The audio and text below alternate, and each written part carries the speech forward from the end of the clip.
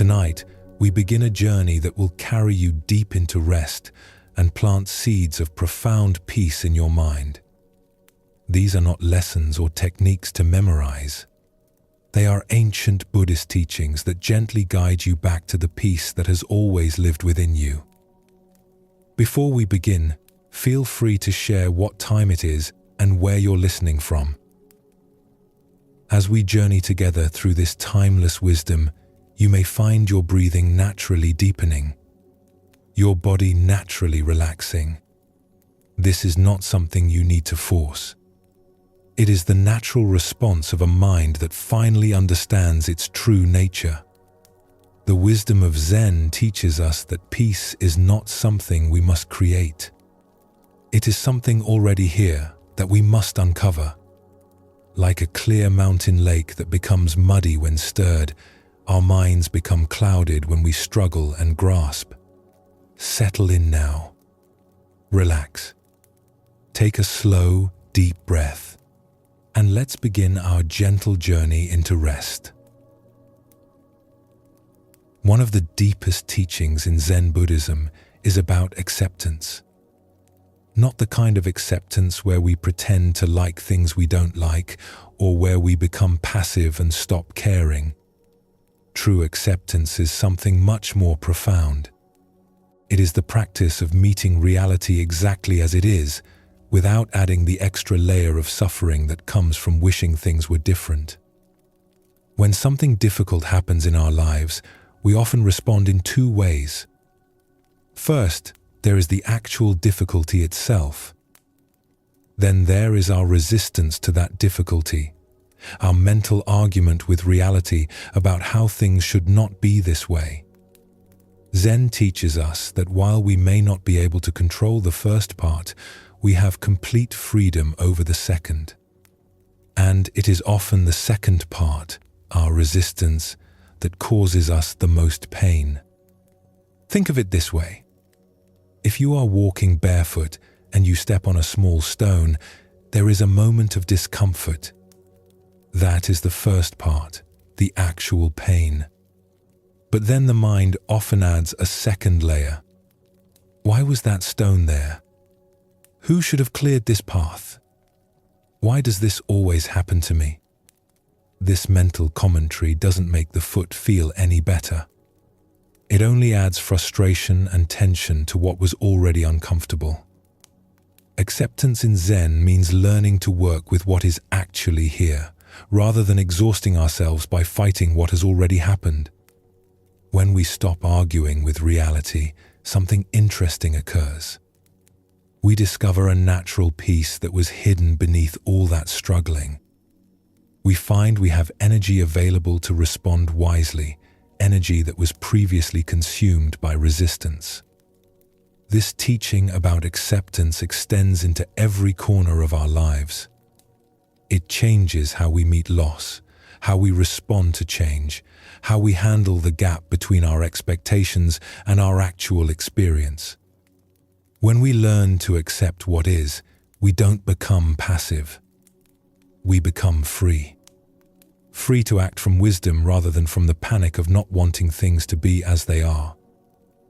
Let us explore this wisdom through a story about a master who faced a devastating loss and whose response revealed the true meaning of acceptance. In a remote mountain monastery, there lived a master named Kosen who was renowned throughout the region for his vast collection of ancient texts. For over 40 years, he had carefully gathered the rarest Buddhist scriptures, philosophical treatises, and poetry from across the land. Scholars would travel for weeks just to study in his library, which contained treasures that existed nowhere else in the world. The library itself was a work of art. Wooden shelves carved by master craftsmen reached from floor to ceiling. Each scroll was wrapped in silk and stored with meticulous care. The room smelled of cedar and aged paper, and morning light filtered through paper windows, casting a golden glow over centuries of accumulated wisdom. Kosen would spend his early hours each day in this sacred space, reading by candlelight before the other monks awakened. He had a special ritual each morning. He would enter the library before dawn, light a single candle, and sit for a moment in the silence. Then he would select one text, often at random, and read slowly, savoring each character. Sometimes he would spend an entire hour on a single page, contemplating the depth of what the ancient masters had written. Other monks would see the light under his door and know their teacher was in his sacred place. The collection had grown slowly over the decades. When Kosen first came to the monastery as a young monk, the library held only a few dozen texts. But he had made it his life's work to seek out and preserve the teachings. He would travel to distant temples, carefully negotiate with other abbots, and sometimes copy texts by hand when the owners would not part with the originals. Each addition to the collection felt like welcoming a new member into the family. One autumn night, while the community slept, a terrible fire swept through the monastery. It started in the kitchen, where coals from the evening fire had not been fully extinguished. The flames, fed by strong mountain winds, moved with frightening speed through the wooden structures. The monastery bell rang out in alarm. Monks stumbled from their sleeping quarters into the cold night air, coughing from the smoke. They formed a line to the well, passing buckets of water, but the fire had already taken hold. The flames leapt from building to building, indifferent to the efforts of the bucket brigade. Kosen emerged from his quarters and immediately understood the situation. "Everyone to the courtyard," he called out calmly. "Make sure all our brothers are accounted for. Let the buildings go." The monks managed to escape safely, but there was no time to save anything else. They stood in the courtyard, faces lit by the orange glow, watching helplessly as their home was consumed. Some of the younger monks wept openly. Others stood in stunned silence. The library burned with particular intensity. The dry paper of the ancient texts fed the flames, and the wooden shelves became fuel. All those ancient manuscripts, irreplaceable scrolls, and precious books turned to ash in minutes. 40 years of careful collecting vanished in a single night. One monk tried to run back toward the library, but 2 others held him back. There was nothing that could be done. As dawn broke over the smoldering ruins, the monks gathered around their teacher, expecting to find him devastated by this immense loss. They had all seen how much he loved his collection, how carefully he tended each text, how his face would light up when he discovered a rare manuscript. Instead, they found Kosen sitting calmly on a large stone near the temple gate, his robes covered in soot, watching smoke rise from where his beloved library had stood. His face showed no trace of anger, grief, or regret. He sat with his hands folded in his lap, breathing slowly, as peaceful as if he were in meditation. One young monk, unable to contain his confusion, approached with tears in his eyes. His name was Jiro, and he had only been at the monastery for 2 years. He had loved studying in the library, running his fingers along the spines of ancient texts, feeling connected to centuries of wisdom. "Master," Jiro said, his voice breaking, "how can you be so peaceful? All those precious teachings, all those years of work, everything is gone. Doesn't this loss break your heart?" Kosen looked at his student with eyes full of gentle compassion. He patted the stone beside him, inviting Jiro to sit. The young monk sat down, wiping his eyes with his sleeve.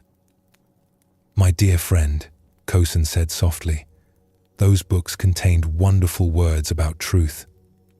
But they were not truth itself. The real Dharma was never written on paper or stored on shelves. It lives here, he touched his chest, and here he gestured to Jiro's heart. Fire cannot burn what is truly precious. Jiro looked at his teacher with confusion. But master, you spent 40 years collecting those texts. I've seen you work late into the night, copying manuscripts by hand. How can you say they don't matter? I did not say they don't matter, Kosen replied. I said they are not truth itself. There is a difference. A menu describes food, but you cannot eat the menu. A map shows the way, but you cannot walk on the map. The texts pointed toward wisdom, but they were not wisdom itself. The young monk persisted. But master, think of all the wisdom that is lost forever. Future generations will never be able to read those texts. Students who come here seeking knowledge will find nothing. Kosen smiled peacefully and looked out at the ruins. The fire has given us a great teaching. It has shown us the difference between the finger pointing at the moon and the moon itself. We spent so much time polishing and protecting the finger that we sometimes forgot to look at what it was pointing toward. Another monk, an older brother named Takeo, who had studied with Kosen for many years, joined them on the stone. Master, forgive me, but I must speak honestly. I feel angry about this loss. All your work destroyed in one night. It doesn't seem fair. Kosen nodded with understanding. Your anger is natural, Takeo. Feel it completely. But also notice something. The anger does not change what happened. The fire has already burned. The texts are already gone. Your anger is your argument with what has already occurred. He stood slowly and placed a gentle hand on each monk's shoulder. Yesterday I was the keeper of books. Today I am simply a teacher. Yesterday I worried about preserving old wisdom. Today I am free to embody it directly. The fire has not taken anything away. It has revealed what was always here. Over the following days, as the community began the work of rebuilding, something remarkable happened. Without the distraction of managing and protecting his vast collection, Kosen's teaching became more direct and powerful than ever before. Students who had traveled expecting to study ancient texts instead encountered a living embodiment of the wisdom those texts had tried to capture. In the morning, where Kosen used to be found reading in his library, he now sat with students in the ruins, teaching directly from his experience. His words had a freshness they had never had before. When students asked questions, he no longer said, "Let me show you what the sutras say about this." Instead, he spoke from the depth of his own understanding. The master had discovered that his attachment to preserving the Dharma had, in subtle ways, prevented him from fully expressing it. The fire had freed him from being a curator of truth and allowed him to become truth itself. This story illuminates something profound about the nature of acceptance in Zen practice. True acceptance is not about liking what happens to us. Kosen did not celebrate the fire or pretend he was happy about losing his library. Instead, he accepted the reality of what had occurred and opened himself to whatever wisdom it might contain. In Zen, we learn that resistance to what has already happened is the source of our deepest suffering. We waste precious energy fighting battles that were already won or lost. When we stop this futile struggle against reality, we discover an inner freedom that no external circumstance can touch. The fire in this story represents all the unexpected losses and changes that life brings us. Sometimes it burns away our cherished plans, our familiar identities, or our treasured possessions. Our first instinct is to see these events as tragedies, as enemies of our happiness. But Zen teaches us to look deeper. What if every loss is also a liberation? What if what burns away was only binding us? Kosen discovered that his attachment to preserving wisdom had become an obstacle to embodying it. The fire freed him from being a keeper of truth and allowed him to become truth itself. This teaching extends to every area of our lives. When we lose a job we thought defined us, we might discover talents we never knew we had. When a relationship ends, we might find a capacity for solitude and self-reliance that strengthens us. When illness limits our physical abilities, we might develop inner resources that are far more valuable. There is something else worth noticing in this story. The young monk expected his teacher to be devastated. He came with tears in his eyes, ready to console someone who should have been broken by loss. But Kosen was sitting peacefully, simply watching the smoke rise. This teaches us something important about our assumptions. We often assume that certain events must lead to certain feelings. Loss must lead to grief. Change must lead to anxiety. Disappointment must lead to bitterness. But Zen shows us that these connections are not as fixed as we think. What causes our suffering is not the events themselves, but our relationship to those events. Kosen had spent 40 years building his collection. 40 years of careful searching, preserving, protecting. Anyone would understand if he felt crushed by seeing it all destroyed. But he had practiced acceptance so deeply that he could see beyond the surface of loss to the teaching it contained. He could recognize that what he truly valued, the wisdom itself, had never been in danger. This is the freedom that acceptance practice offers. Not freedom from difficulty, but freedom in the midst of difficulty. Not the absence of loss, but the presence of peace even when loss occurs. When we stop demanding that life should be other than it is, we discover a stability that doesn't depend on circumstances staying pleasant. The practice of acceptance begins with a simple recognition. What has already happened has already happened. Our resistance cannot change the past, but our acceptance can transform our future. When we stop fighting what is, we become available to what might be. Take another gentle breath now. Feel how your body naturally relaxes when you stop bracing against imaginary threats. This is the physical sensation of acceptance. Not collapse, but a wise yielding that conserves your energy for what truly matters. There is another dimension of acceptance that Zen teaches us to explore. Sometimes we resist not just external events, but aspects of ourselves and our experience that we judge as imperfect or inadequate. Let us turn now to a story that reveals how acceptance can transform even our relationship with imperfection itself. There was once a young student named Daiki who came to study at a mountain monastery known for its exquisite gardens. He had always been drawn to beauty and perfection, and he hoped that learning to tend these famous gardens would bring him closer to enlightenment. He imagined spending his days among perfectly arranged flowers, geometrically precise pathways, and trees pruned into ideal forms. Daiki had grown up in a merchant family in the city.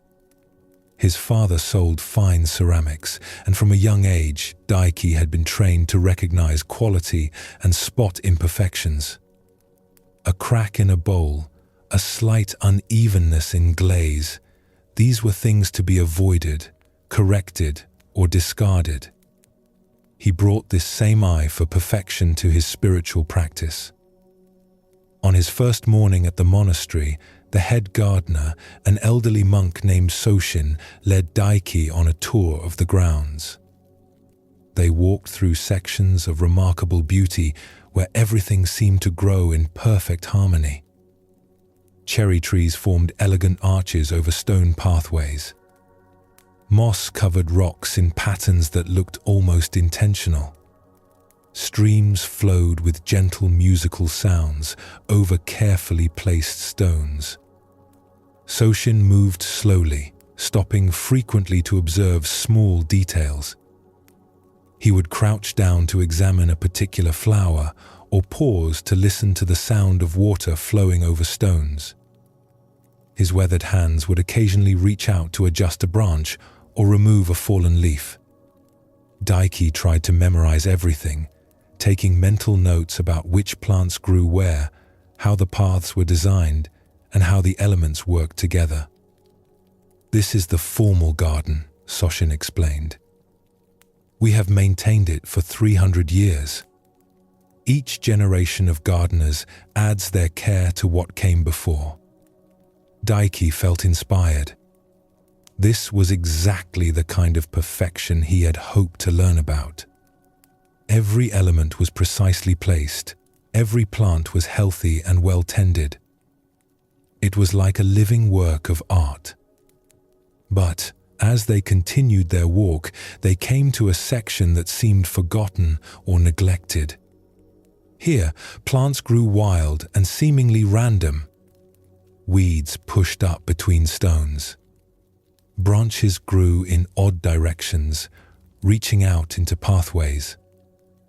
The ground was uneven and fallen leaves had accumulated in corners. At the center of this unkempt area stood an ancient pine tree that had been twisted and bent by decades of mountain storms. The tree was unlike anything Daiki had ever seen.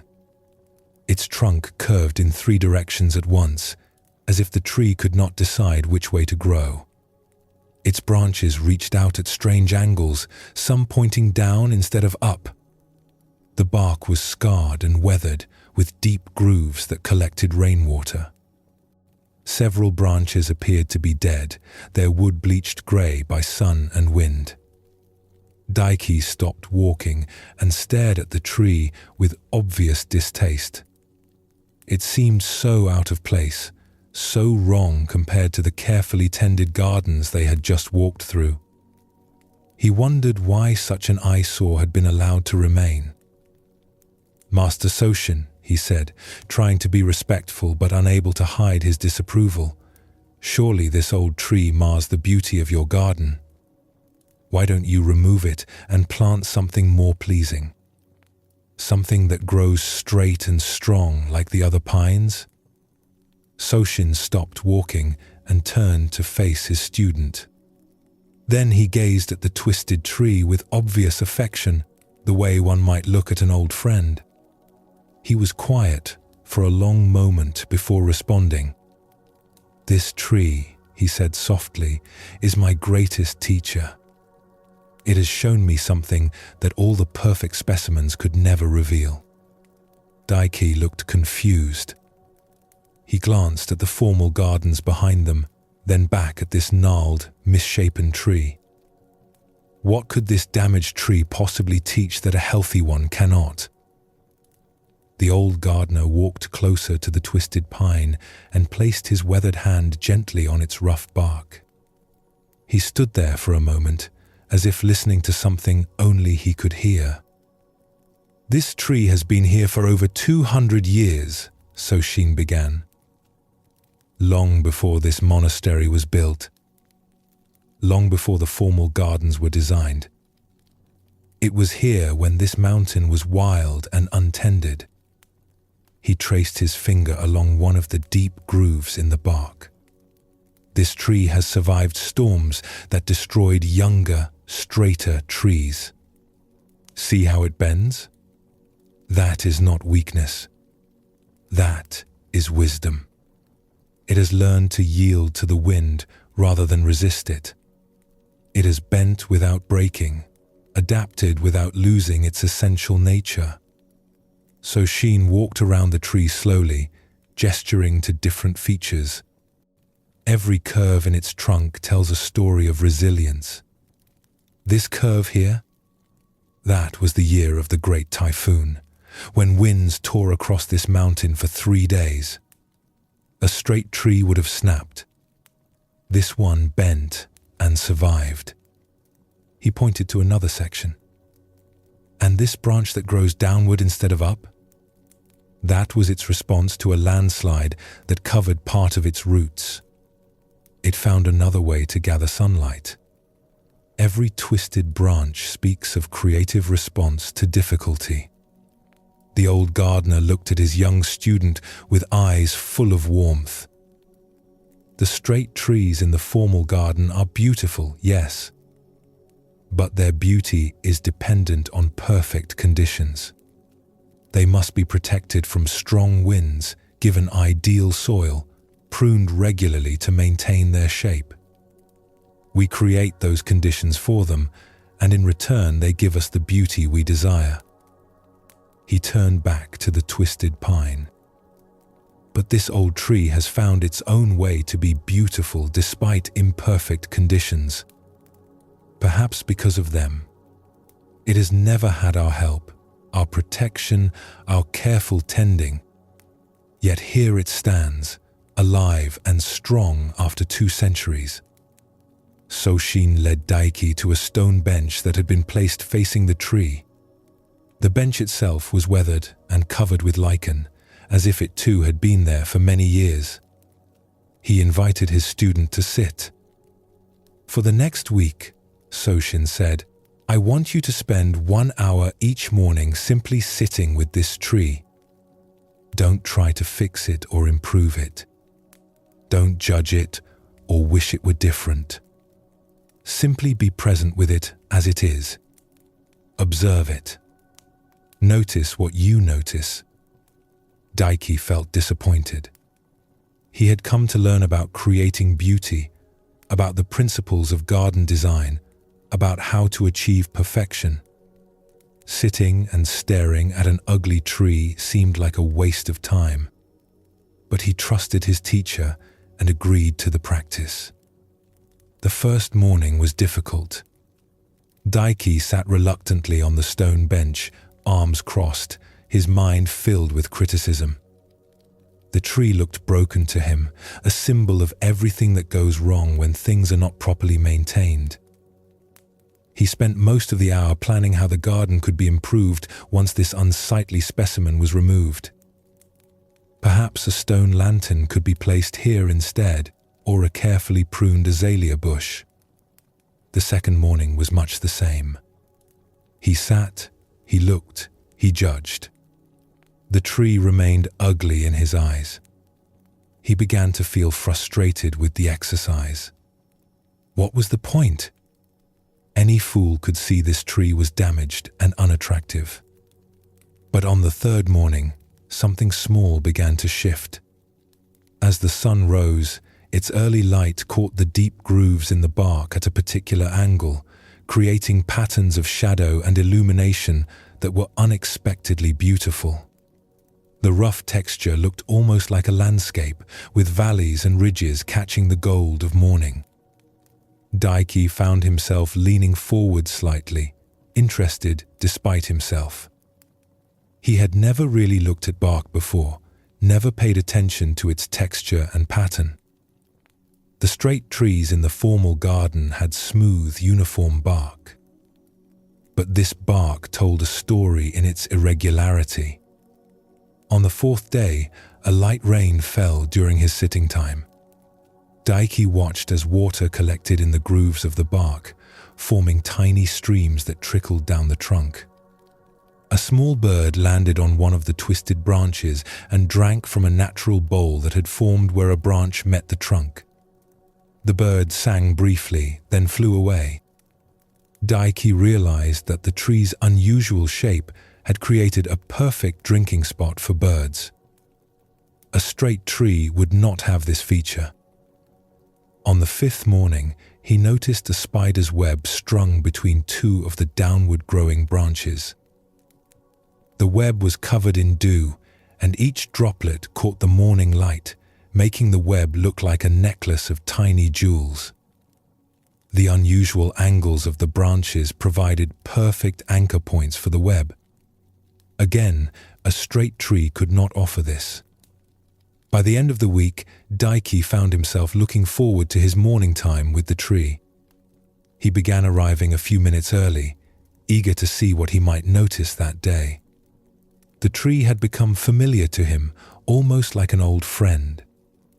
He knew which branches would catch the morning light first, where the birds preferred to land, how the shadows moved as the sun rose. On the final morning, as Daiki sat in his usual spot, Soshin joined him on the bench. They sat together in comfortable silence for a while, watching the tree in the early light. "What has the tree taught you?" the old master finally asked. Daiki was quiet for a long moment before responding. He wanted to find the right words. "It has taught me that there are different kinds of beauty. The formal gardens are beautiful like a perfect poem, each word chosen and placed with care. But this tree is beautiful like a wise face that shows its history. Every line, every scar tells a story." He paused, thinking. "I came here wanting to learn how to make things perfect, to eliminate all flaws and create ideal beauty. But the tree has shown me how to find perfection in things as they are. It has shown me that what I called flaws are actually strengths. That what I called damage is actually adaptation." Soshin nodded slowly, a slight smile on his weathered face. "The tree grows according to its nature and circumstances. It doesn't try to be a different tree. It doesn't compare itself to the straight pines and feel inferior. It simply responds to each moment with authenticity." The old gardener stood and stretched. This is the deepest teaching of Zen. Not to force ourselves or our world into predetermined shapes, but to find the natural perfection that emerges when we stop fighting what is. The tree never fought against the storms. It bent with them. It never resisted the difficult soil. It found a way to grow anyway. As they walked back toward the monastery together, Daiki turned one last time to look at the twisted pine. It no longer looked ugly to him. It looked honest, real, true to itself in a way that the carefully pruned trees could never be. This story reveals another layer of acceptance that is crucial to Zen understanding. We often think acceptance means tolerating what we don't like. But true acceptance goes deeper. It means discovering that what we initially resist may contain exactly the wisdom or beauty we need. Daiki's journey from criticism to appreciation mirrors our own process. Like the twisted pine, we all carry marks from the difficulties we have faced. We all have aspects of ourselves that don't match some ideal image. Zen teaches us that these are not obstacles to peace. They are the very material from which wisdom emerges. Notice how Soshin taught his student. He did not lecture about the value of imperfection. He simply invited Daiki to sit with the tree, to be present without judgment. This is how Zen teaching works. Not through concepts, but through direct experience. When Daiki stopped judging and simply looked, his perception naturally shifted. This teaching transforms how we relate to everything in our lives that seems less than ideal. The difficult relationship that teaches us patience, the limitation that shows us creativity, the failure that redirects our path. When we stop demanding that life conform to our preferences, we become available to receive its actual gifts. Both Kosen and Daiki discovered something essential. Kosen learned that his attachment to preserving wisdom had become an obstacle to embodying it. Daiki learned that his rejection of imperfection had prevented him from seeing a deeper kind of beauty. Both found freedom not by changing their circumstances, but by changing their relationship to those circumstances. The practice of acceptance begins simply. When you encounter something you want to be different, pause. Meet it with curiosity rather than judgment. Ask what it might be teaching you. This doesn't mean abandoning all effort to grow or improve. It means working with what is here rather than exhausting yourself fighting against it. As you rest now, feel how acceptance creates a natural ease in your body. Notice how you can breathe more deeply when you're not bracing against reality. This is the peace that Zen Buddhism offers. Not a peace that depends on perfect circumstances, but a peace that remains steady by meeting each moment exactly as it arrives. Tomorrow's challenges will still be there, but you need not meet them with resistance. You can meet them with the flexible strength of the ancient pine, bending without breaking, finding your own authentic way to thrive. Sleep comes naturally to a mind that has learned to accept what is. In Zen Buddhism, compassion is understood as something far deeper than simply feeling sorry for others or being nice when it is convenient. True compassion begins with a radical understanding. It sees that beneath every harmful action lies some form of suffering. Beneath every difficult behavior lies pain that has not been met with kindness. When someone acts in ways that hurt others, our first response is often anger or judgment. We see the harmful action and we want to push it away, to punish it, to make it stop. This is natural, but Zen teaching invites us to look deeper. What pain drives this behavior? What suffering has gone unmet? When we can see the hurt beneath the harm, we open the door to genuine transformation. Compassion in this tradition is not weakness. It is not naive acceptance of harmful behavior. It is the wisdom to respond to the root cause rather than just reacting to the symptoms. When we meet suffering with understanding instead of punishment, we create conditions where healing becomes possible. But there is another teaching about compassion that is equally important, perhaps even more so. Before we can truly offer compassion to others, we must learn to offer it to ourselves. Many of us carry an inner voice that is harsh and critical, far harsher than we would ever be with a friend. We judge our mistakes mercilessly. We attack ourselves for being imperfect. We demand of ourselves what we would never demand of another person. This internal harshness is a form of violence we commit against ourselves every day. And Zen teaches that we cannot offer what we do not have. If we show only cruelty to ourselves, how can we show true kindness to others? The compassion we cultivate within becomes the foundation for all the compassion we offer outward.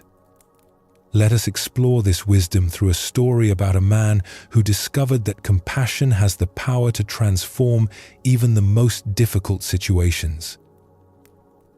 In a small village at the edge of a vast forest lived a baker named Kenji, who was known for his kind heart and generous spirit. Every morning before dawn, he would light his ovens and begin preparing fresh bread for the day. The warm smell of baking would drift through the village streets, waking people gently and filling their hearts with anticipation. Kenji had a simple practice that he had maintained for many years.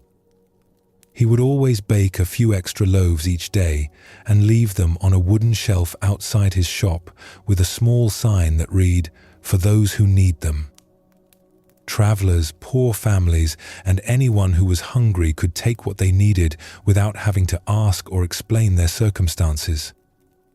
Kenji never kept track of how many loaves were taken. He simply baked extra each day and trusted that the bread would find its way to those who needed it most. The village had always been peaceful, and Kenji's practice had never caused any trouble. People took only what they needed, and often those who took bread 1 month would return the next to leave a small coin or a bundle of vegetables in gratitude. But one harsh winter, when snow fell for weeks without stopping and food became scarce, everything changed. A group of desperate men who had been living rough in the forest began coming into the village at night, taking whatever they could find. They would break into shops and homes, stealing food, tools, and anything of value they could carry. The village lived in fear. Families barred their doors at night. Shopkeepers began sleeping in their stores to protect their goods. Everyone was angry and frightened. Kenji's shop was robbed 3 times in 2 weeks. The first time, the thieves took not just the free bread from the shelf outside, but also coins from his cash box and several bags of flour from his storeroom. The second time, they took more flour and broke his mixing bowls searching for hidden money. The third time, they overturned his carefully organized workspace, leaving flour spilled across the floor and tools scattered everywhere. Each time, Kenji would arrive in the morning to find the damage.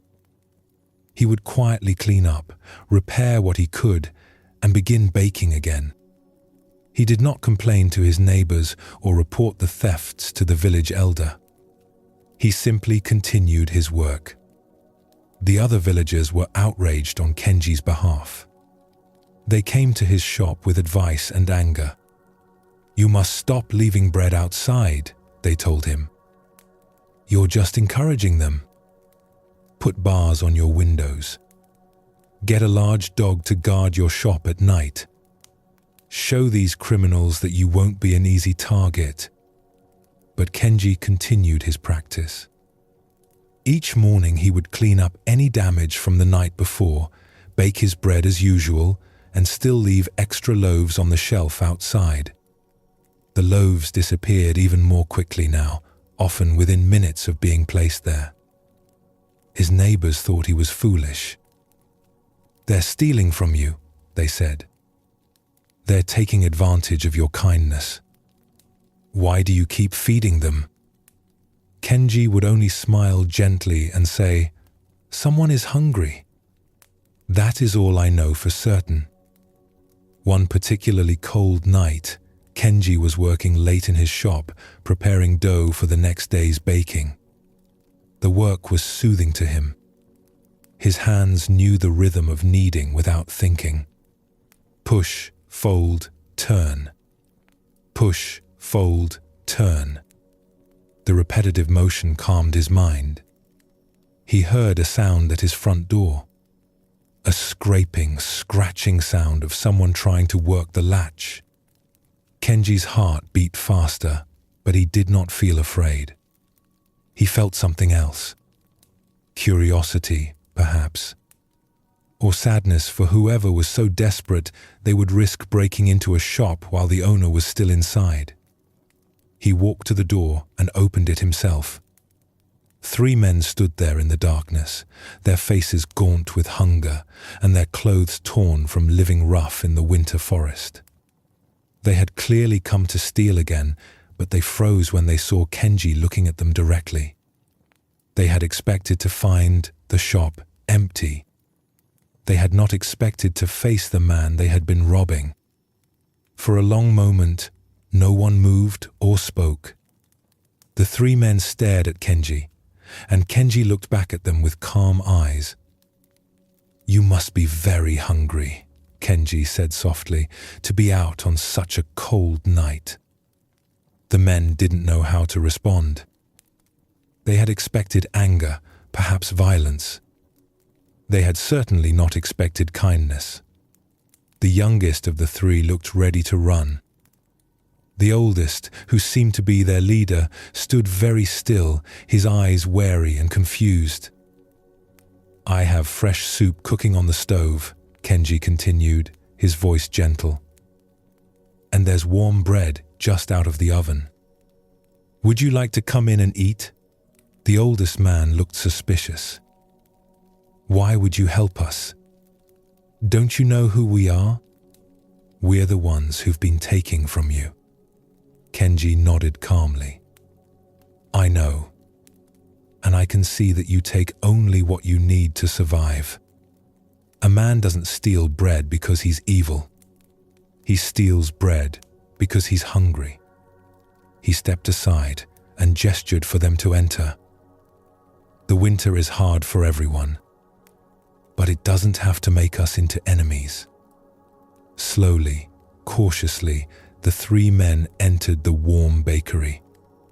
The heat from the ovens wrapped around them like a blanket. The smell of fresh bread made their stomachs clench with hunger. They stood awkwardly near the door, not sure what to do or whether to trust this unexpected kindness. Kenji served them bowl after bowl of hot soup and all the fresh bread they could eat. He didn't ask questions or make them explain themselves. He simply gave them food and let them eat in peace. As they warmed up and filled their empty stomachs, tension gradually left their bodies. Their hands stopped shaking. Their faces began to show something other than fear and desperation.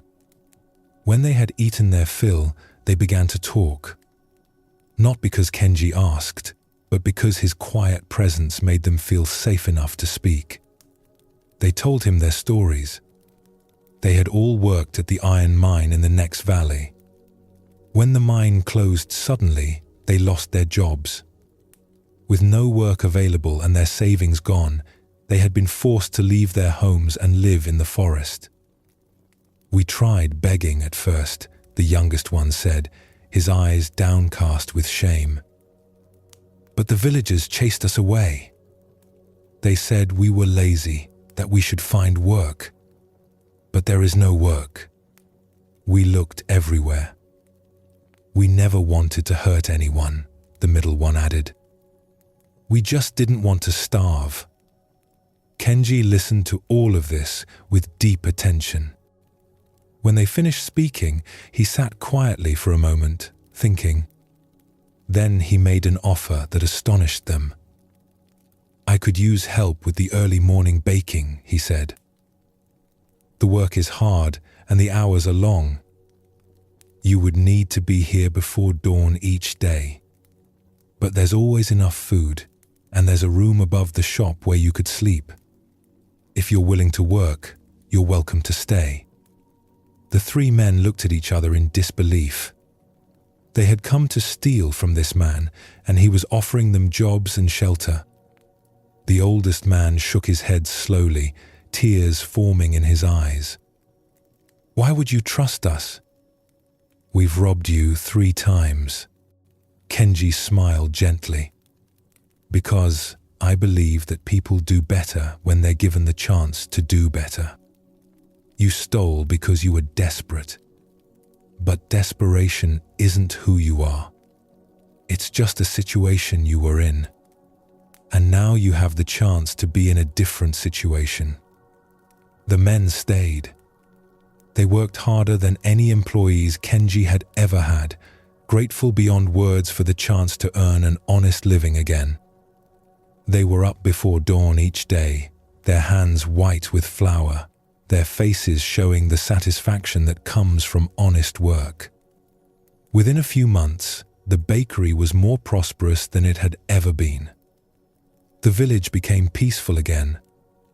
The 3 men who had been feared as dangerous thieves became known as reliable workers and good neighbors.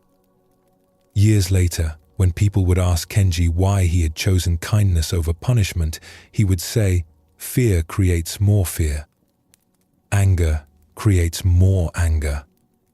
But compassion has the power to transform even the most difficult situations. When we respond to suffering with understanding instead of judgment, we give everyone involved the chance to become better than they were before. This story shows us something essential about compassion in Buddhist teaching. Kenji understood what many of us forget. The thieves were not evil people who enjoyed causing harm. They were human beings caught in desperate circumstances, acting out of pain and need rather than malice. When he responded to their actions with compassion instead of anger, he created the conditions for genuine transformation. The other villagers saw only the harmful actions. They wanted protection, punishment, barriers. These responses are natural and sometimes necessary. But Kenji saw deeper. He saw the suffering that drove the behavior, and he had the courage to respond to that suffering rather than just reacting to its symptoms. This is what Buddhist compassion looks like in action. Not ignoring harmful behavior or pretending everything is fine, but meeting the root cause with understanding and offering a genuine path toward healing. The three men did not stop stealing because they were punished. They stopped because someone saw their humanity and offered them a way back to their own dignity. Notice also that Kenji's compassion was practical, not just emotional. He didn't simply feel sorry for the men. He offered them real work, real shelter, a real opportunity to change their situation. Compassion in Zen is not passive sympathy. It is active engagement with suffering, working to create conditions where transformation becomes possible. When we learn to see this way, to look beneath harmful actions to the suffering that drives them, we become agents of healing rather than agents of more pain. This doesn't mean accepting all behavior or putting ourselves in danger. It means understanding that lasting solutions come from addressing root causes rather than just reacting to symptoms. Now, let us turn to another essential aspect of compassion, one that many people overlook: the compassion we show to ourselves. For we cannot truly offer to others what we have not learned to offer to ourselves. There was once a student named Miki who came to study at a mountain temple known for its rigorous meditation practice.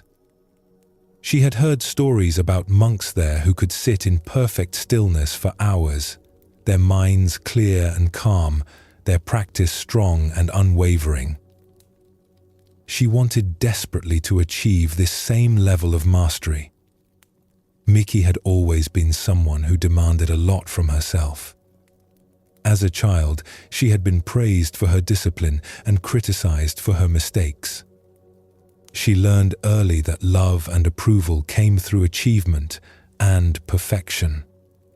She brought this same approach to her spiritual practice, believing that if she just tried hard enough, she could force herself to become enlightened. She threw herself into the practice with fierce determination. Each morning she would rise at 3, a full hour before the other students, to get extra meditation time. She would sit through meals in silence, barely eating, her mind focused on spiritual matters instead of the simple act of nourishing her body. She pushed herself to meditate for longer periods than anyone else, often sitting until her legs went completely numb and her back ached terribly. But instead of the peace and clarity she sought, Miki found her mind becoming more agitated and critical than ever before. During meditation, she would attack each wandering thought with harsh inner commentary. Focus, she would command herself. Stop being so undisciplined. Other students can do this easily. What's wrong with you? When her meditation felt scattered, she would punish herself by skipping meals or adding extra hours of sitting, even when her body was exhausted. When she felt drowsy during practice, she would scold herself for being lazy and weak. Her entire inner dialogue became a constant stream of judgment and disappointment. After months of this harsh self-treatment, Miki was more miserable than when she had arrived. Her body was thin and tired from skipping meals and pushing too hard. Her mind was exhausted from constant criticism. Her heart felt heavy with shame about what she saw as her failures. She felt like she was the worst student at the temple, incapable of even the most basic spiritual practice. One morning, after a particularly difficult meditation session where she had berated herself for every wandering thought, Mickey went to the temple's small garden to cry in private. She sat beneath a cherry tree on a stone bench, tears running down her face, feeling like a complete failure. Master Yuki, the temple's elderly teacher, happened to be walking through the garden. She was a small woman with white hair and deep laugh lines around her eyes. When she saw Mickey's distress, she sat down quietly beside her on the bench. She didn't say anything at first. She just sat there, present and calm. After a few minutes, Master Yuki spoke softly. "Tell me about your practice." Through her tears, Mickey poured out her frustration. She described her rigorous schedule, her constant self-criticism, her disappointment in her lack of progress. "I try so hard," she sobbed, "but I'm just not good enough. I'll never be able to meditate like the other students. My mind is too scattered. My discipline is too weak. Maybe I should just give up and go home." Master Yuki listened in compassionate silence, her face showing only understanding and care. When Miki finished, the old teacher pointed to a small bird that had landed near their feet. The bird was pecking at the ground, searching for seeds and insects, moving in quick, efficient movements. "Watch this little bird," Master Yuki said. "See how naturally it moves? It doesn't criticize itself for not finding food quickly enough. It doesn't compare itself to other birds. It doesn't judge its own performance. It simply does what birds do, moment by moment, with complete acceptance of its own nature." Mickey watched the bird for several minutes. There was something peaceful about its movements, something utterly without self-consciousness or judgment. It searched for food, found some, ate it, and searched again. Simple, natural, complete. "Now," Master Yuki continued, "imagine if this bird spent its time telling itself it was a terrible bird, that it should fly better or sing more beautifully, that other birds were superior and it was failing at being a bird. What would happen to its natural ability to find food and shelter?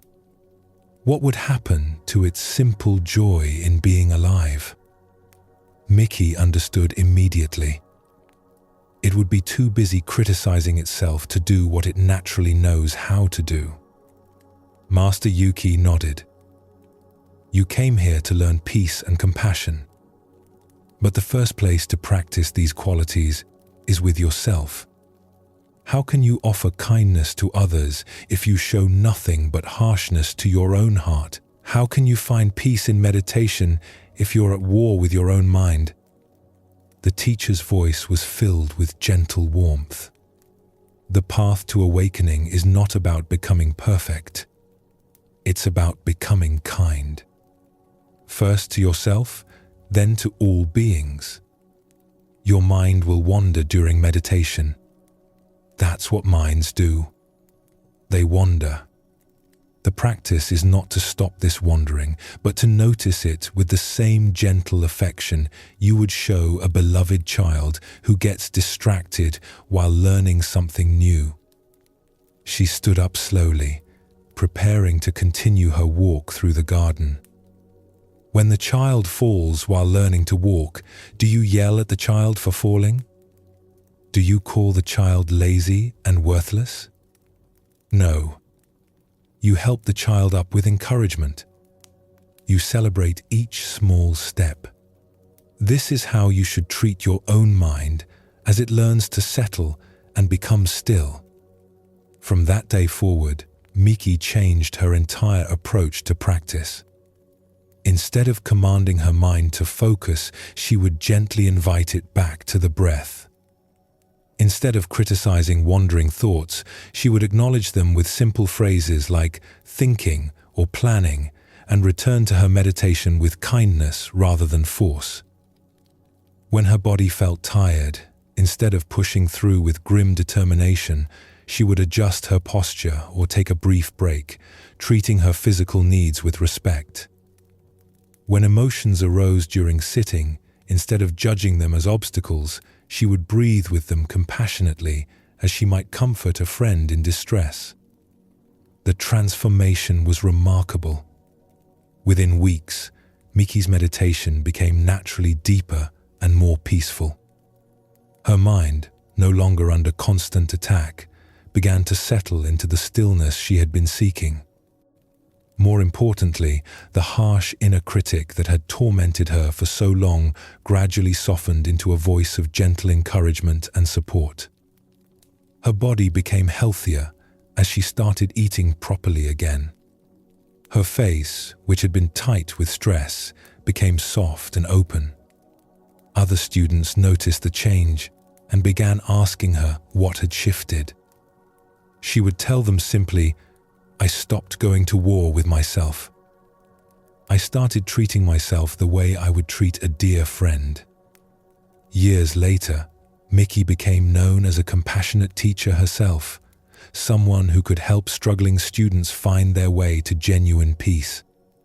When asked about her teaching approach, she would say, "I learned that the kindness we show ourselves becomes the foundation for all the kindness we offer the world.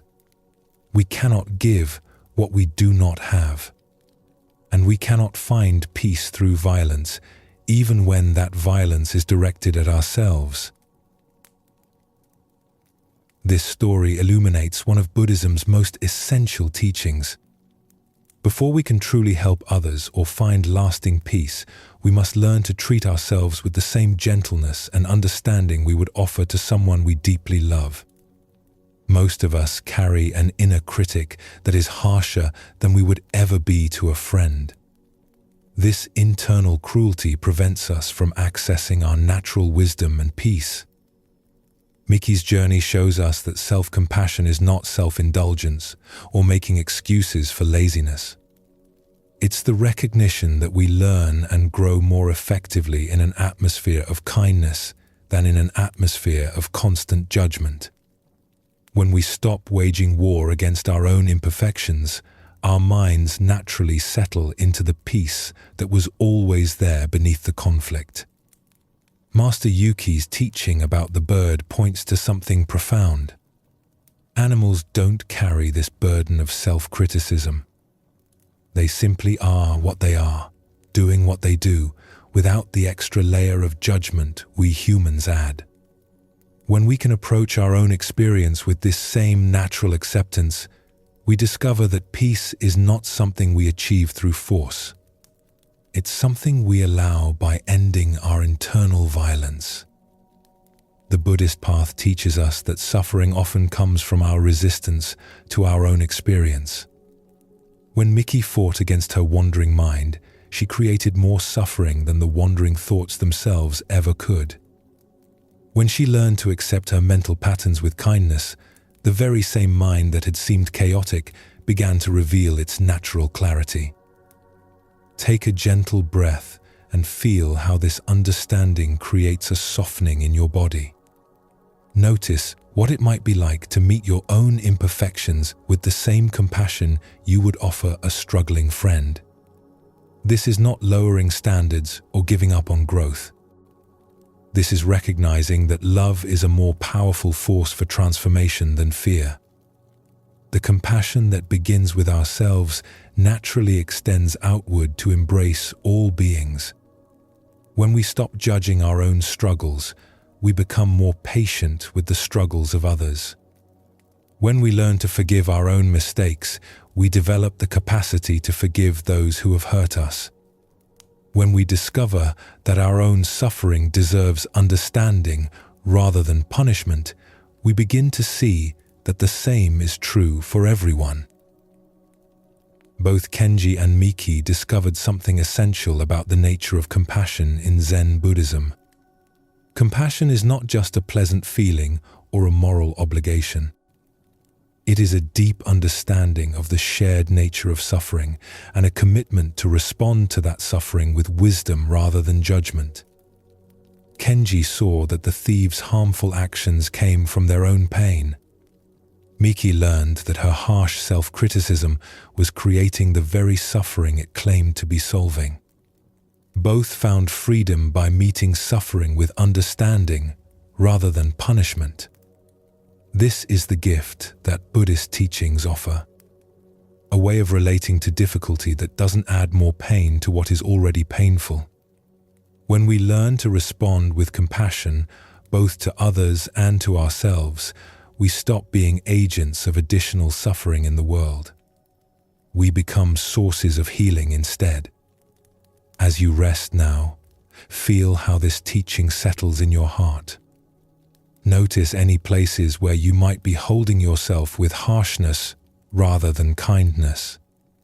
What would it feel like to approach these areas the way Master Yuki approached Miki, with gentle understanding and patient encouragement?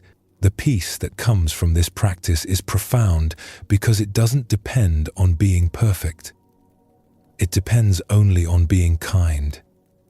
And kindness is something we can offer in any moment to ourselves and to all beings we encounter. This is the foundation of genuine peace, the peace that allows us to rest completely in who we are. One of the most practical and transformative teachings in Zen Buddhism is the practice of mindfulness. This word has become popular in recent years, but its meaning is often misunderstood. Mindfulness is not about achieving some special state of consciousness. It is not about emptying the mind or stopping thoughts. It is simply the practice of being completely present for whatever is happening right now. Most of us live with our attention divided. Our bodies are in one place, but our minds are somewhere else entirely. We eat without tasting. We walk without seeing. We listen without hearing. We go through our days on autopilot, lost in thoughts about the past or plans for the future, rarely fully present for the actual moment we are living. This divided attention is a major source of suffering.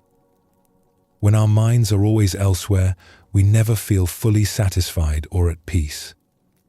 We are like someone searching for their glasses while wearing them.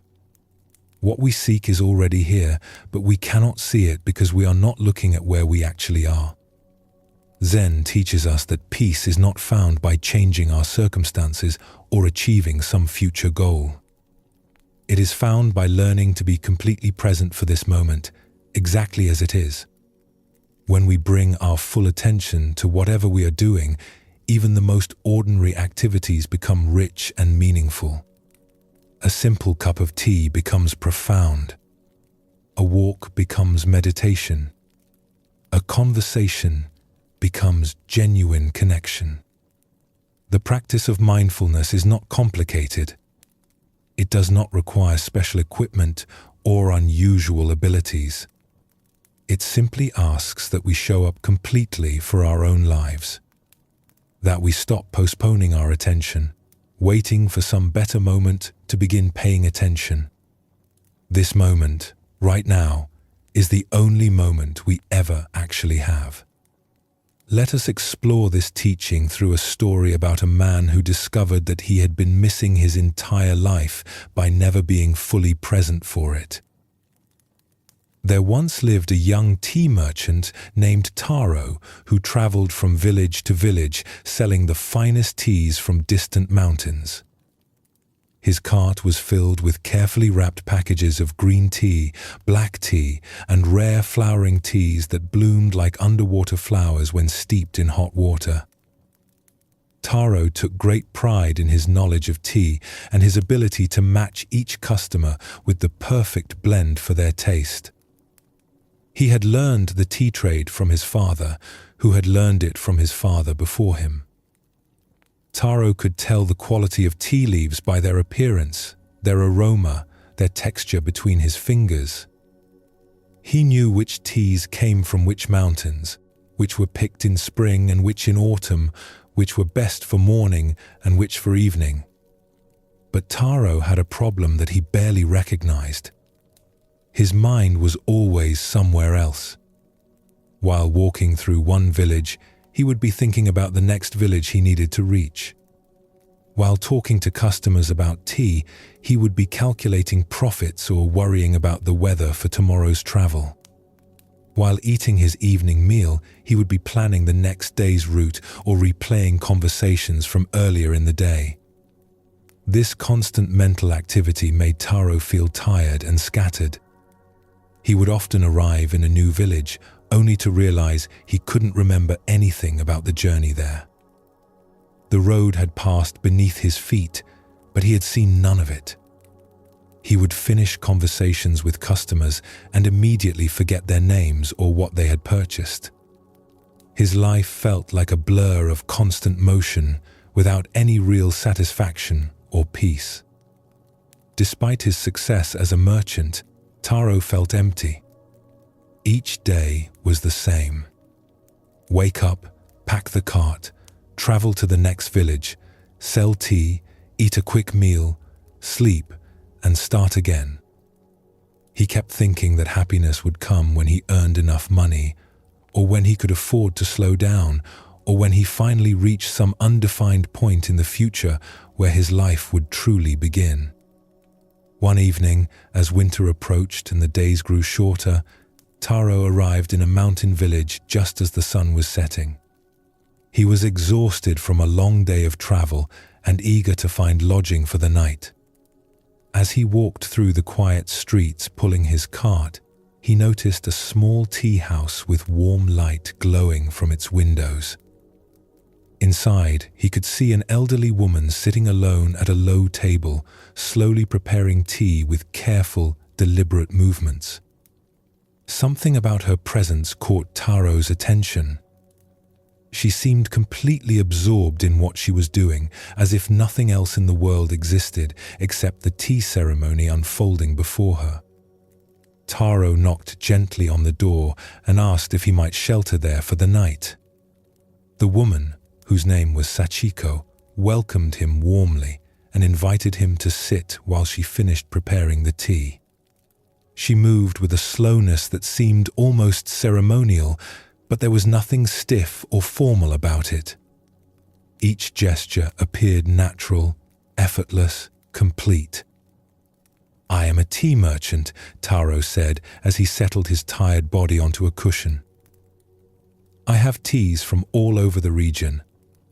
Perhaps you would like to try some of my finest varieties. I have a spring-picked silver needle white tea that is truly exceptional." Sachiko smiled gently and continued her slow, meditative movements. "Thank you for your generous offer," she said. "But first, would you join me in drinking this tea I have already prepared? It is just simple green tea, nothing fancy or expensive." Taro agreed, though he was eager to show off his premium selections. Sachiko poured the tea into small, humble clay cups that looked handmade. Their glaze was uneven, their shapes slightly irregular. She placed one cup before Taro with both hands, as if offering something precious. Then she lifted her own cup and took a slow, appreciative sip. Taro lifted his cup and took a quick drink, ready to comment on the quality and suggest improvements. His mind was already preparing his sales pitch. But before he could speak, Sachiko asked quietly, "What did you taste?" The question surprised Taro. "Well, it's green tea. Decent quality, though I have much better varieties in my cart. The leaves could be picked earlier in the season for a more delicate flavor, and the water temperature seems a bit high for this grade of tea, which brings out some bitterness that could be avoided if—" "No," Sachiko interrupted gently. I didn't ask you to analyze or compare. I asked what you tasted. Right now, in your mouth, what do you actually taste? Taro paused, confused. He lifted the cup again and took another sip, this time trying to focus on the actual sensations in his mouth. But his mind immediately began its familiar pattern of comparison and evaluation. This tea was not as refined as his best green teas. The water was indeed too hot. The leaves had been oversteeped slightly. Try once more, Sachiko suggested. But this time, drink as if you have never tasted tea before. As if this is the first sip of tea in your entire life. Taro found this instruction strange, but something in the woman's peaceful presence made him want to try. He lifted the cup very slowly. Watching the steam rise from its surface, he brought it to his lips and took the smallest possible sip. Instead of thinking about the tea, he tried to simply experience it. For the first time, he noticed the warmth spreading across his tongue. He felt the subtle astringency that made his mouth feel slightly dry. He detected a hint of sweetness that appeared after the initial bitterness faded. There was an earthy quality that reminded him of morning mist over mountain forests. He could taste the mineral content of the water, the slight grassiness of the leaves, even a faint nuttiness in the aftertaste. Now what did you taste? Sachiko asked. I actually tasted the tea, Taro said, surprised by his own response. Not my thoughts about the tea, but the tea itself. Sachiko nodded approvingly. Most people spend their whole lives drinking tea without ever really tasting it. They are so busy thinking about the tea, comparing it to other teas, judging whether they like it or not, that they miss the direct experience of drinking. She poured him another cup. Try again. This time, also notice what it feels like to hold the warm cup in your hands. Notice the sensation of swallowing. Pay attention to the steam rising from the surface. Taro spent the next hour drinking tea with a level of attention he had never experienced before. Each sip became a small meditation. He noticed how his breathing naturally slowed when he focused completely on the present moment. His racing thoughts settled into quiet appreciation for what was actually happening right now. He discovered that the temperature of the cup changed as he held it. He noticed the weight of the liquid in his mouth before swallowing. He felt the warmth traveling down his throat and spreading through his chest. He saw how the color of the tea changed slightly as it cooled. Each tiny detail became fascinating when he gave it his complete attention. This is how I learned to find peace, Sachiko told him as the evening grew late. Not by changing my circumstances, but by showing up fully for whatever was already here. I have been making tea in this same simple way for 30 years, and I discover something new every single time because I am truly present for the experience. She looked at him with kind eyes. You travel constantly, seeking success and security. But you are never where you actually are. Your body walks the roads, but your mind is always somewhere else. How can you find peace when you are never present for your own life? That night, Taro slept more deeply than he had in months. The next morning, as he prepared to continue his journey, he found that everything felt different. As he loaded his cart, he noticed the weight and texture of each package in his hands. As he walked through the village, he heard birds singing that he had never noticed before. The morning air felt fresh and alive against his skin. From that day forward, Taro's approach to his work completely changed. Instead of rushing through his days with his mind elsewhere, he began to practice what Sachiko had shown him. When talking with customers, he listened fully to their words instead of planning his next sales pitch. When walking from village to village, he noticed the changing landscape, the feel of his feet on the path, the rhythm of his breathing. He discovered that when he was truly present with customers, he could sense what they actually needed rather than just trying to sell them the most expensive tea. His genuine presence made people trust him. They felt heard and understood in his company. His business actually improved because he had stopped trying so hard and started paying attention. This simple shift in attention transformed not only Taro's experience of his work, but also his entire sense of well-being. The emptiness he had felt for years began to fill with a quiet satisfaction. He no longer felt like he was waiting for his life to begin. He realized his life had been happening all along, but he had been missing it by never being fully present. Years later, when people would ask Taro about the secret to his peaceful contentment, he would say, "I learned that happiness is not something you find by looking elsewhere. It's something you discover by being completely where you are." This story reveals the heart of mindfulness practice in Zen Buddhism. Taro's constant mental busyness prevented him from ever feeling satisfied or at peace. Even though he was living his life, walking roads, talking to people, eating meals, he was missing all of it because his attention was always somewhere else. Sachiko taught him something profound through the simple act of drinking tea. She showed him that the richness of life is available in every moment, but only when we are actually present to experience it. The same tea that Taro had drunk thousands of times before became a source of discovery and satisfaction when he finally showed up completely for the experience. This teaching extends to every corner of our lives. How often do we eat without tasting because we're reading or watching something? How often do we miss what someone is saying because we're already planning our response? How often do we walk through beautiful places without seeing them because we're lost in thought? The practice of mindfulness invites us to come back, again and again, to the simple reality of this present moment. Not as preparation for some future moment that will be better, but as the only moment we ever actually have. When we learn to be fully present, ordinary activities become extraordinary.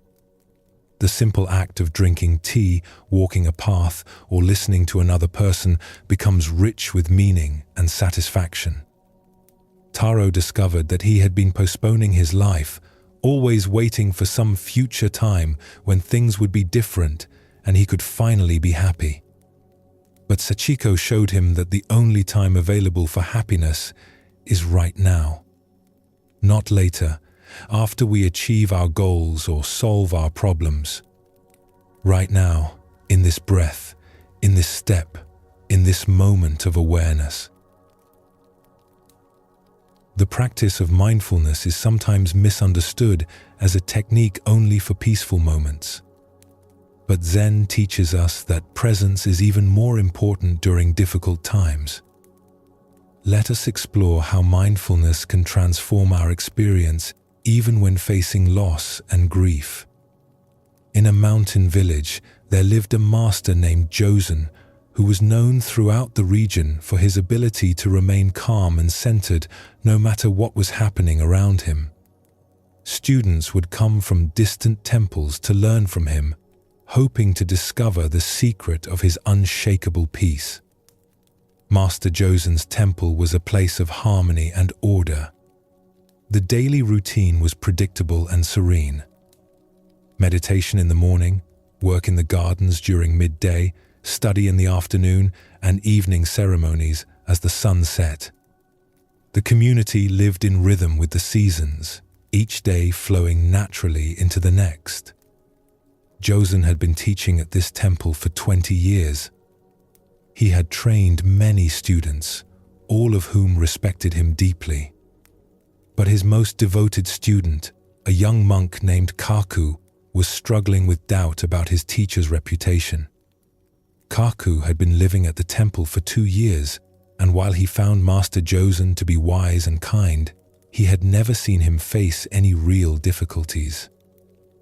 The temple was peaceful, the community was harmonious, and their daily routine was predictable and comfortable. Everything in Josen's life seemed ideal. Kaku began to wonder if his teacher's calmness was simply the result of living in such protected circumstances. Anyone can be peaceful in a place like this, Kaku confided to his friend one evening. But what would happen if Master Josen faced real problems? Would he still be so calm if his world was turned upside down? It's easy to be serene when nothing bad ever happens. One autumn morning, Kaku's question was answered in a way he had not expected. A messenger arrived at the temple with devastating news. Bandits had attacked Master Josen's home village during the night. His elderly mother and younger brother, who still lived there, had been killed in the violence. The family home where Josen had grown up had been burned to the ground. Kaku watched his teacher's face carefully as he received this terrible news. For a moment, Josen's eyes filled with tears and his body seemed to sag with the weight of grief. But then, something remarkable happened. Instead of collapsing in despair or raging against the tragedy, Josen simply sat down on a nearby stone and began to breathe slowly and deeply. "Master," the messenger said urgently, "shouldn't you leave immediately? There may be arrangements to make, ceremonies to plan for your family." Josen nodded gently. "Yes, I will go. But first, I need a few moments to be present with this news and what it means." Kaku was amazed. His teacher was facing the worst possible tragedy, and yet he was not running around frantically or drowning in despair. Instead, he was sitting quietly, apparently paying careful attention to his own grief and shock. After several minutes of silent breathing, Josen stood up calmly. His face showed sadness, but also a kind of peaceful acceptance. "Kaku," he said, "please come with me. We will travel to my village together." During the long journey, Kaku expected his teacher to be lost in sorrow or distracted by planning. Instead, he found that Josen was more present and attentive than ever. When they stopped to rest, Josen noticed the changing colors of the autumn leaves. When they encountered other travelers, he listened to their stories with complete attention. When they shared simple meals, he ate with obvious appreciation for the food. "Master," Kaku finally asked, unable to contain his confusion, "how can you notice such small things when something so terrible has happened?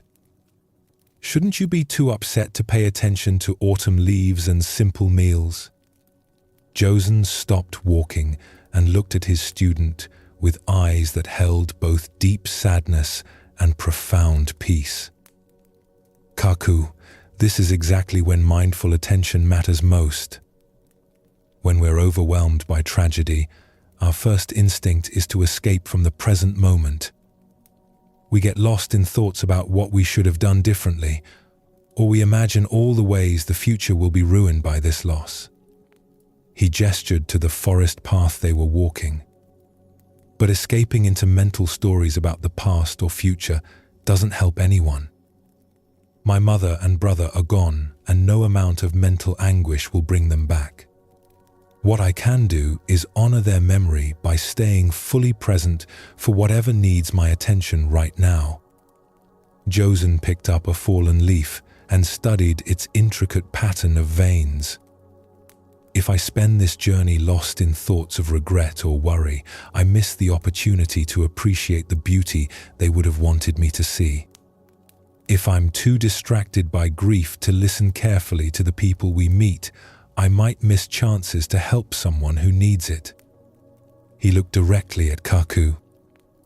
Mindfulness is not about avoiding difficult emotions or pretending everything is fine. It's about being present for all of life, including the painful parts. When I sit with my grief mindfully, I can feel it completely without being destroyed by it.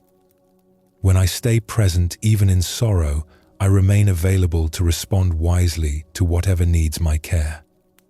When they reached the village, Kaku saw his teacher's wisdom in action. Because Josen was fully present for each conversation and decision, he was able to comfort other grieving families, arrange meaningful ceremonies, and handle practical matters with clarity and compassion. His mindful attention allowed him to be genuinely helpful during a time when many people would have been too overwhelmed to think clearly. That evening, as they sat by the graves of his mother and brother, Josen wept quietly. But even his tears seemed different from ordinary crying. They flowed naturally without the desperate grasping or bitter resentment that often accompanies grief. He was present for his sorrow without being consumed by it. "Now I understand," Kaku said softly. "You're not peaceful because you don't have problems.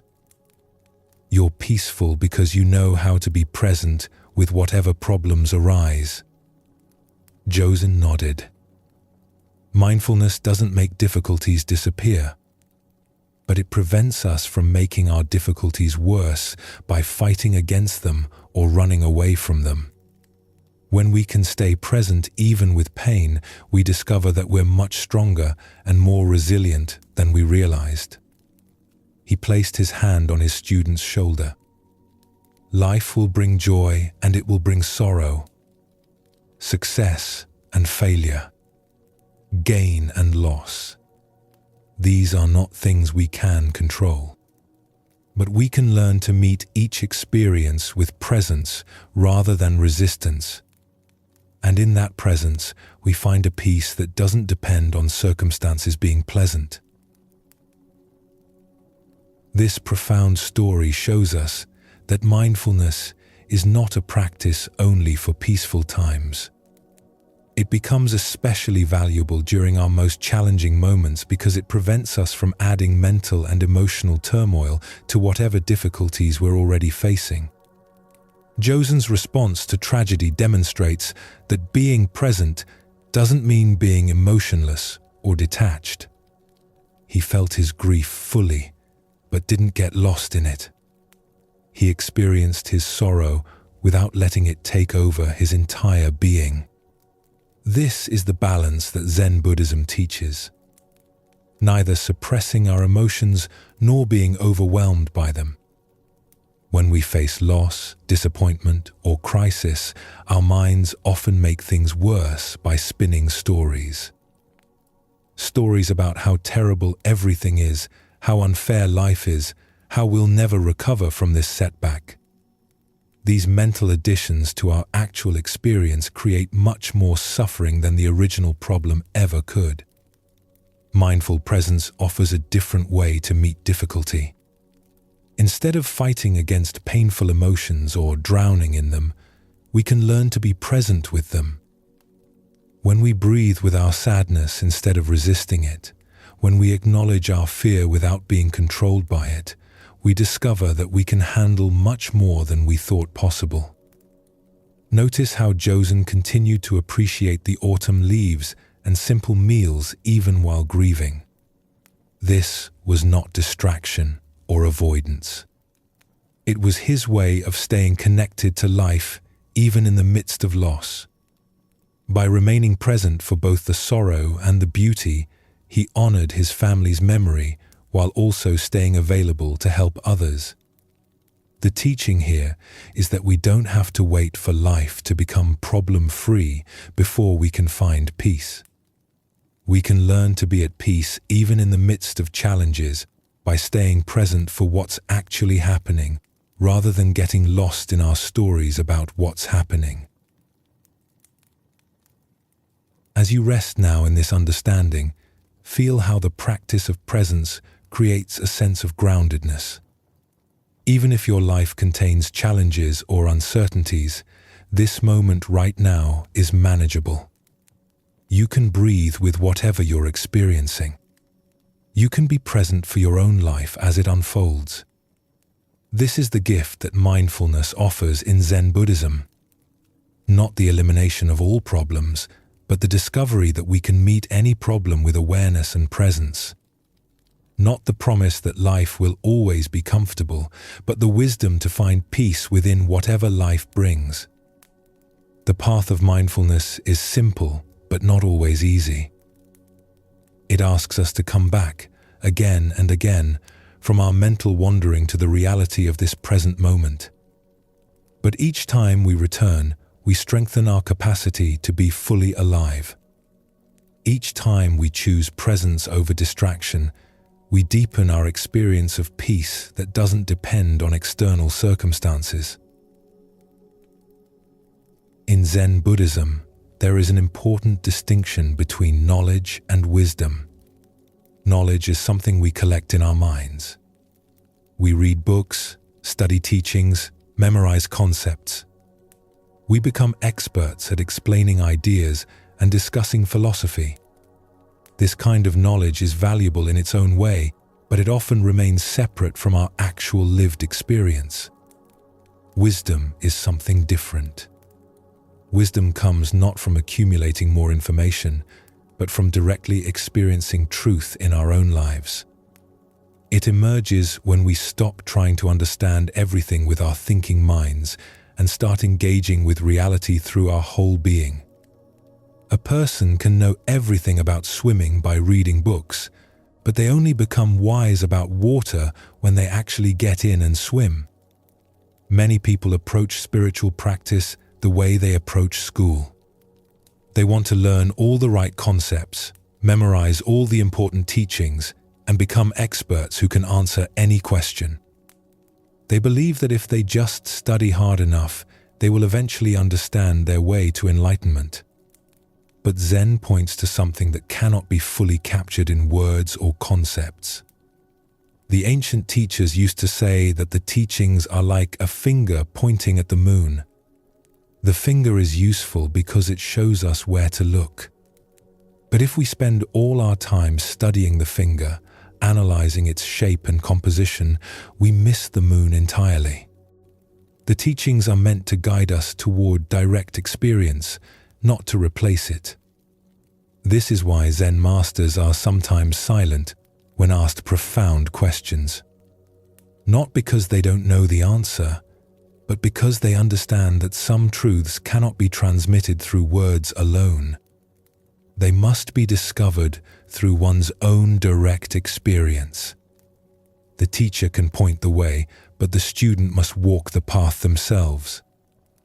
Let us explore this wisdom through a story about a scholar who knew everything about truth, but had never directly encountered it. Deep in the mountains, there lived a scholar named Hayato who had devoted his entire life to studying Buddhist philosophy. His small house was packed from floor to ceiling with ancient texts, commentaries, and volumes of teachings from every school of Buddhist thought. He could recite complex philosophical arguments from memory and explain the most subtle points of doctrine with impressive precision. The house itself reflected his devotion to learning. Every wall had shelves built floor to ceiling. Scrolls filled wooden boxes stacked in corners. Manuscripts covered the low table where he worked. The smell of old paper and ink filled the air. Light filtered through a single window, illuminating dust motes that danced above piles of ancient wisdom. Hayato spent his days reading, taking notes, and writing his own commentaries on the great works of Buddhist literature. His shelves held texts in multiple languages. Sanskrit sutras sat beside Chinese commentaries. Tibetan treatises rested next to Japanese interpretations. He had studied under various teachers and attended countless lectures. He had devoted 40 years to understanding every aspect of Buddhist teaching. His routine never varied. He would rise before dawn, light a single lamp, and begin reading. He would work through the morning, pausing only for a simple meal of rice and vegetables. In the afternoon, he would write his own commentaries, carefully documenting his understanding of complex philosophical points. In the evening, he would review what he had written, checking his logic and references. When other scholars had questions about obscure points of philosophy, they would travel for days to consult with Hayato. He had answers for everything. Which sutra contained which teaching? How different schools interpreted the same concept? What the ancient masters had said about any given topic. His knowledge was encyclopedic, his memory sharp, his understanding of theory complete. He had developed a reputation as one of the most learned Buddhist scholars in the entire region. Students would occasionally make the difficult journey to his mountain retreat to study with him, hoping to benefit from his vast knowledge. Hayato would teach them about the different schools of thought, the historical development of Buddhist philosophy, the various interpretations of key concepts. But despite all his learning, Hayato felt something was missing. His understanding was complete in theory, but he often felt as confused about life as anyone else. When faced with daily problems or difficult emotions, his scholarly knowledge seemed to offer little practical help. He could explain the nature of suffering in elaborate detail, but he still suffered. He could describe the path to enlightenment perfectly, but he felt far from enlightened. Sometimes late at night, sitting alone among his books, Hayato would wonder if all his studying had actually brought him any closer to genuine peace. He knew so much, yet he felt he understood so little. One winter morning, an old woman appeared at Hayato's door. She was bent with age, dressed in simple peasant clothes, and carrying a small bundle of vegetables. She looked like any other village farmer, certainly not someone who would have anything to teach a great scholar. "Excuse me, sir," she said in a humble voice. "I've been walking all night through the snow, and I'm very cold and tired. Might I sit by your fire for a while to warm myself?" Hayato was annoyed by the interruption to his studies. He had been working on a particularly complex passage and didn't want to lose his concentration. But his Buddhist training had taught him the importance of compassion, so he reluctantly allowed the woman to enter and sit by his small hearth. As she warmed herself, the old woman noticed the books covering every surface of the room. Texts were piled on tables, stacked on shelves, spread open on the floor. "My," she said with apparent amazement, "you must be very wise to have read so many books about Buddhism." Hayato's chest swelled with pride. "Yes," he said, "I have studied Buddhist philosophy for over 30 years. I know the teachings of all the great masters. There is probably no question about Buddhist doctrine that I cannot answer." The old woman looked impressed. "How wonderful," she said. "I am just a simple farmer, but I have always wondered about something. Perhaps you could help me understand?" "Of course," Hayato said, pleased to have an opportunity to demonstrate his knowledge to someone who would surely be amazed by his wisdom. The woman was quiet for a moment, staring into the fire. Then she asked, "What is Buddha?" Hayato launched into an elaborate explanation. He spoke about the historical Buddha Shakyamuni, about Buddha nature, about the three bodies of Buddha in Mahayana philosophy, about the distinction between the Buddha as a person and Buddha as an enlightened state. He quoted ancient texts and cited famous masters. He covered every aspect of Buddhahood that his scholarly training had taught him. The explanation took nearly an hour. Hayato felt satisfied with his thorough response. Surely this simple farmer would be impressed by the depth of his knowledge. When he finished, he looked at the old woman expectantly, waiting for her to express amazement at his learning. But she simply looked confused. "I'm sorry," she said apologetically, "but I still don't understand.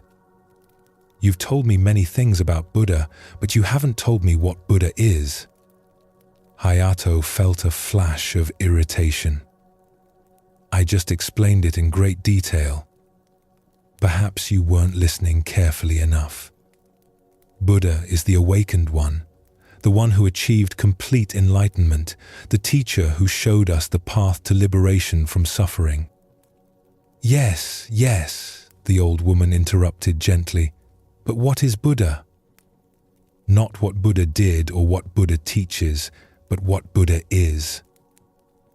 Hayato tried again, this time using different terminology and approaching the question from various philosophical angles.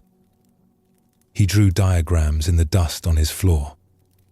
He used metaphors and analogies.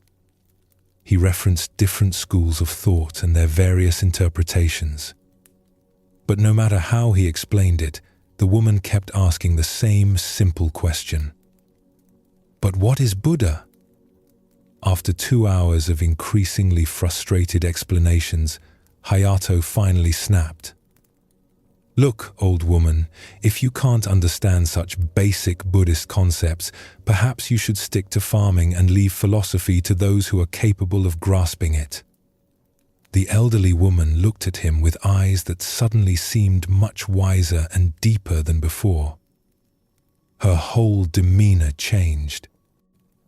"My dear scholar," she said softly, "you have spent 30 years learning about Buddha, but you have never met Buddha. You can describe Buddha perfectly, but you don't know what Buddha is." She stood up slowly and gathered her small bundle of vegetables.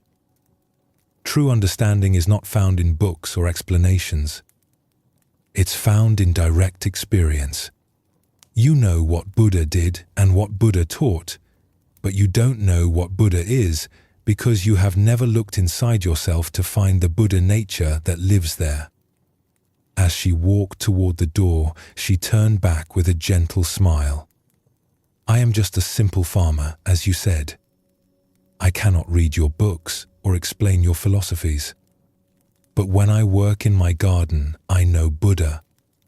When I sit quietly in the evening, I meet Buddha.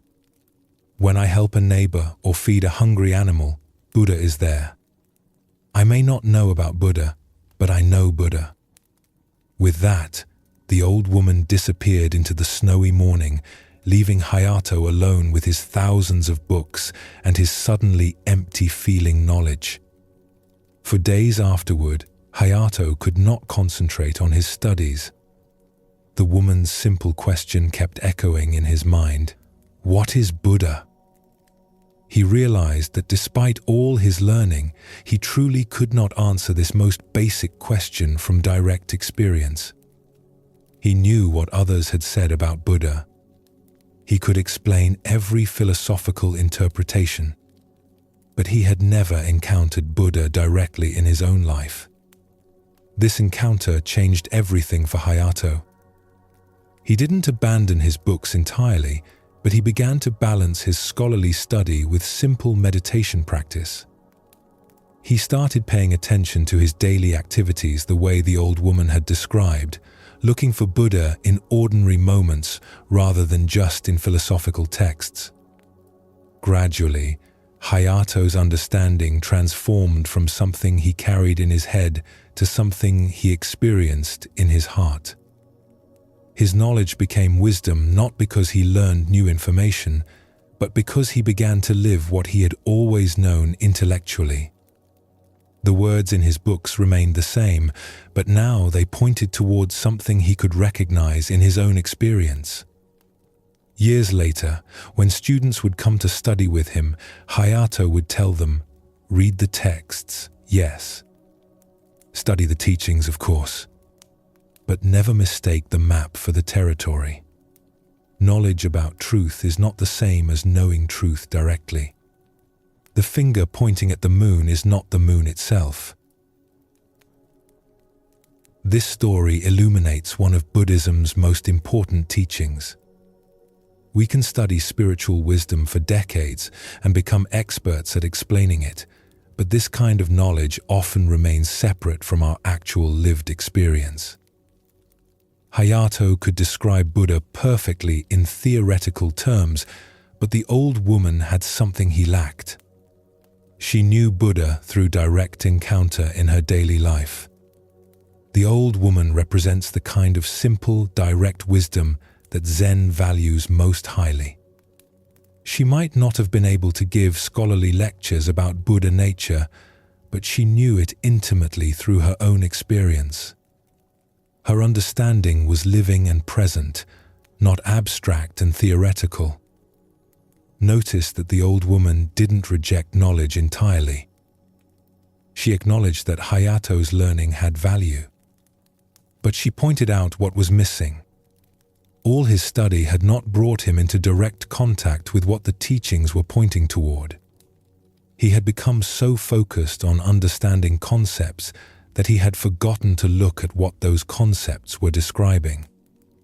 This teaching is especially important in our modern world, where we have access to more spiritual information than any previous generation.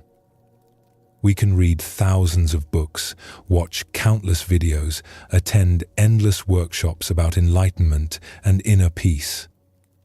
But none of this accumulation of knowledge will bring us genuine wisdom unless we learn to experience what we're studying. The Buddhist path is not about becoming smarter about spirituality.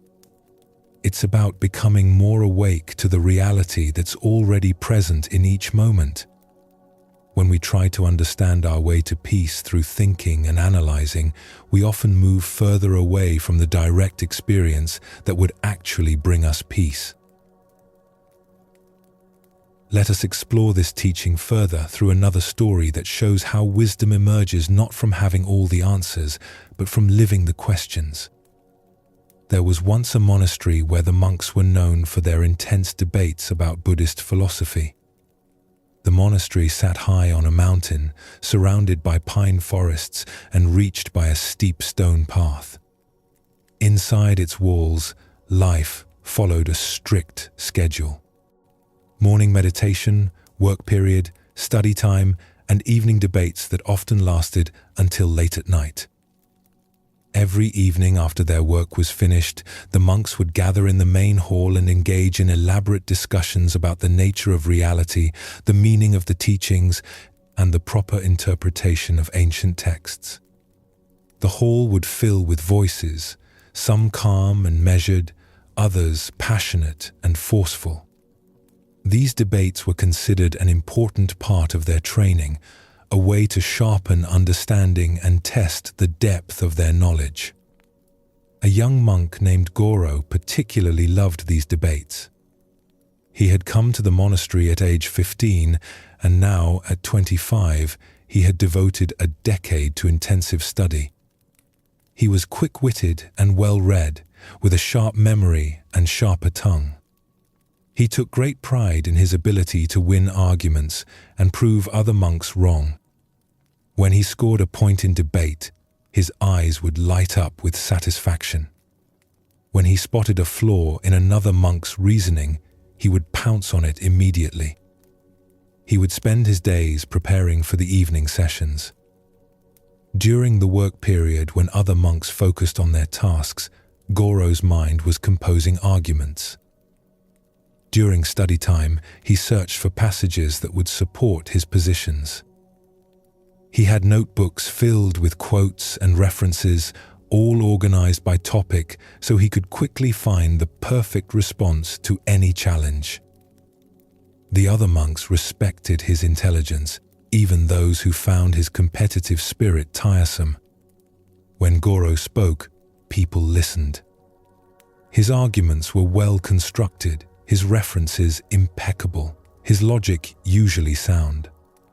He had become one of the monastery's star students, someone the abbot would point to as an example of diligent scholarship. One day, a new monk arrived at the monastery. His name was Tekkan, and he seemed different from the others.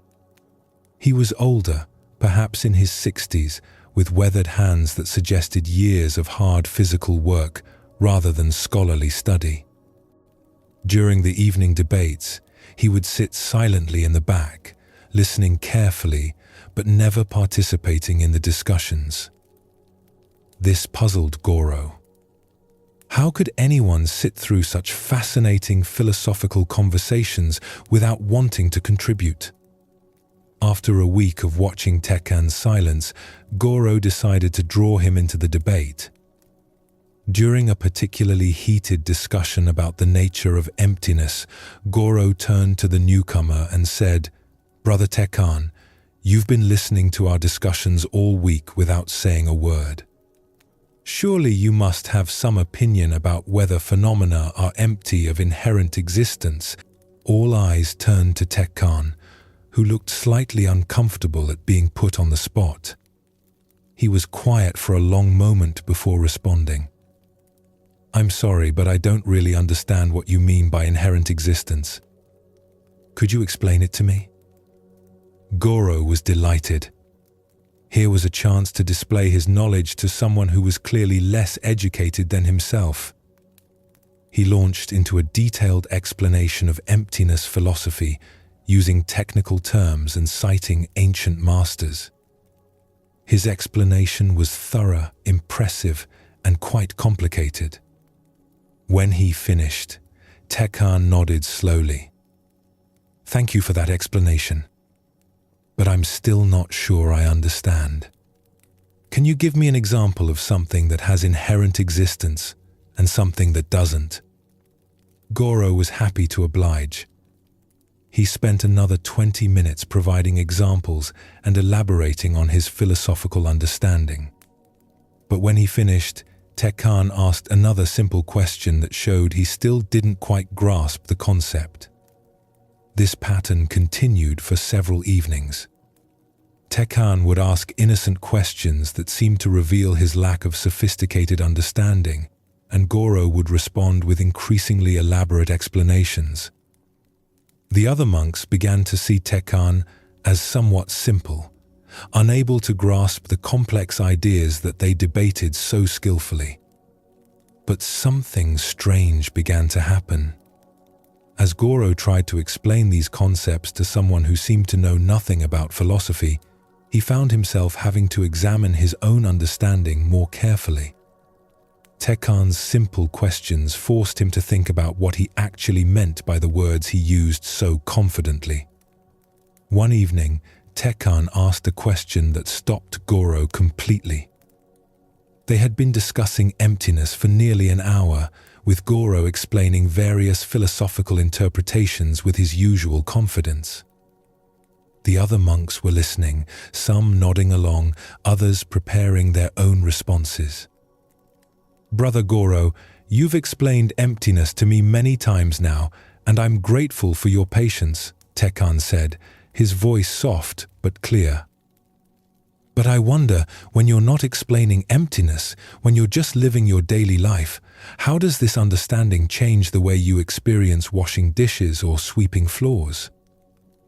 Goro opened his mouth to answer, but no words came. He sat there with his mouth slightly open, feeling suddenly exposed. He looked around at the other monks, hoping someone would jump in to help, but they too seemed uncertain. The question hung in the air like smoke. "I mean," Tekkan continued gently, "if we truly understand emptiness, shouldn't it change how we experience everything? When you sweep the meditation hall in the morning, does your understanding of emptiness make any difference to that experience? Or is it just an idea you think about during debates?" Goro felt his face grow warm. He realized that despite all his sophisticated explanations, his understanding of emptiness had never actually changed how he experienced ordinary activities. It remained an intellectual concept, something he could discuss brilliantly, but had never truly integrated into his lived experience. He could explain what emptiness meant in theory, but he had no idea how it felt in practice. "I'm not sure," he admitted, his voice much quieter than usual. The admission felt like defeat, but also strangely like relief. For the first time in years, he had spoken with genuine honesty rather than trying to display his knowledge. Tekkan smiled gently, his weathered face showing only kindness. "Thank you for your honesty. That takes more courage than clever arguments. You see, I spent 40 years as a farmer before coming here. I never learned the proper names for Buddhist concepts, and I can't engage in philosophical debates the way you do. My mind doesn't work that quickly, and I never had the chance to study books."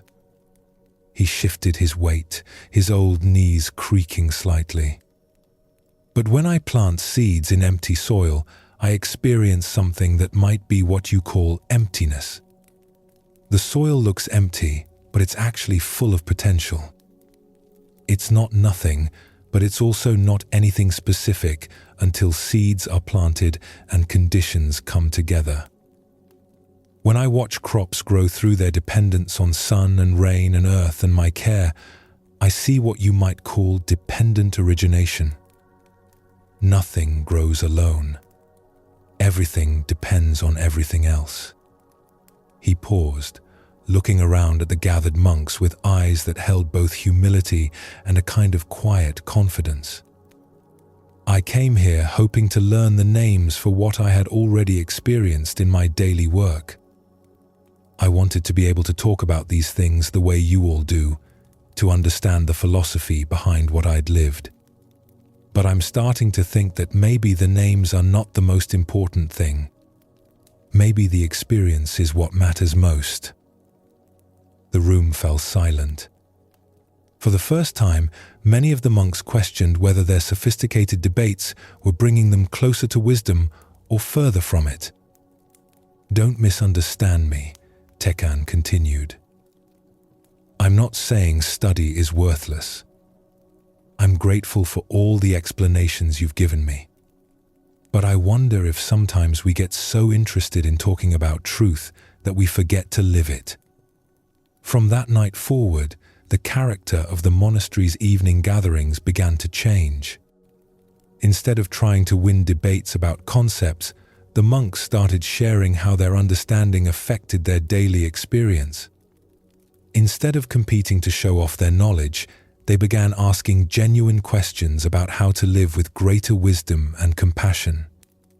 Goro discovered that Tekkan's simple questions had been far more valuable than all his clever arguments. By forcing him to examine what his knowledge actually meant in practical terms, the older monk had helped him begin to transform intellectual understanding into lived wisdom. Years later, Goro would tell his own students, "The greatest teacher I ever met was an old farmer who asked simple questions and showed me that I had been studying the menu instead of tasting the food." This story reveals another crucial aspect of the difference between knowledge and wisdom in Buddhist teaching. Goro had accumulated vast amounts of information about Buddhist philosophy. He could explain complex concepts and win sophisticated arguments. But Tekkan, despite his lack of formal education, had something more valuable. He had directly experienced in his daily work what the philosophy was trying to describe. Tekkan's questions were not signs of stupidity or confusion. They were pointing toward a gap in Goro's understanding. The young monk could talk eloquently about emptiness, but he had never experienced how that understanding might transform his actual engagement with daily life.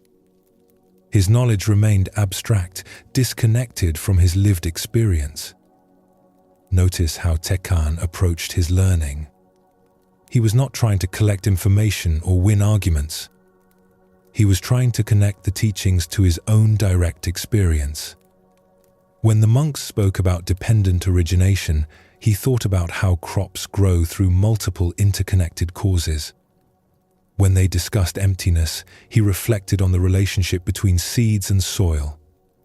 This is the kind of wisdom that Zen Buddhism values.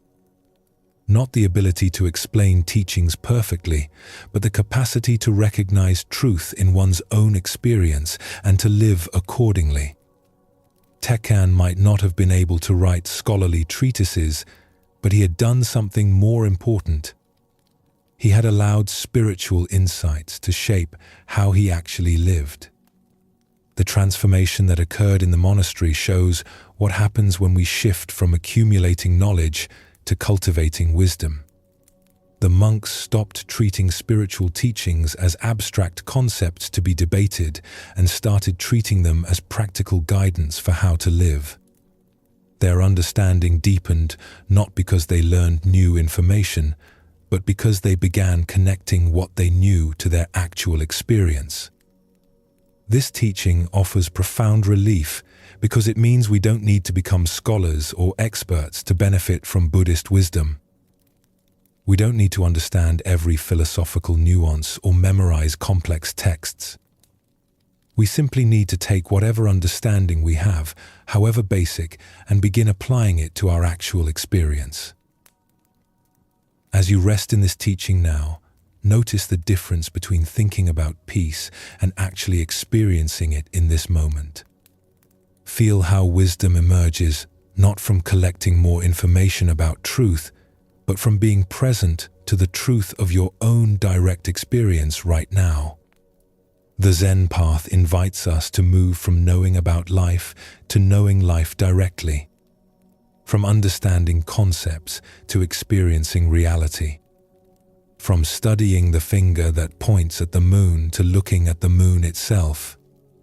This shift from knowledge to wisdom is not about abandoning learning, but about allowing what we learn to transform how we actually live, moment by moment. In Zen Buddhism, there is a teaching about non-attachment that is often misunderstood.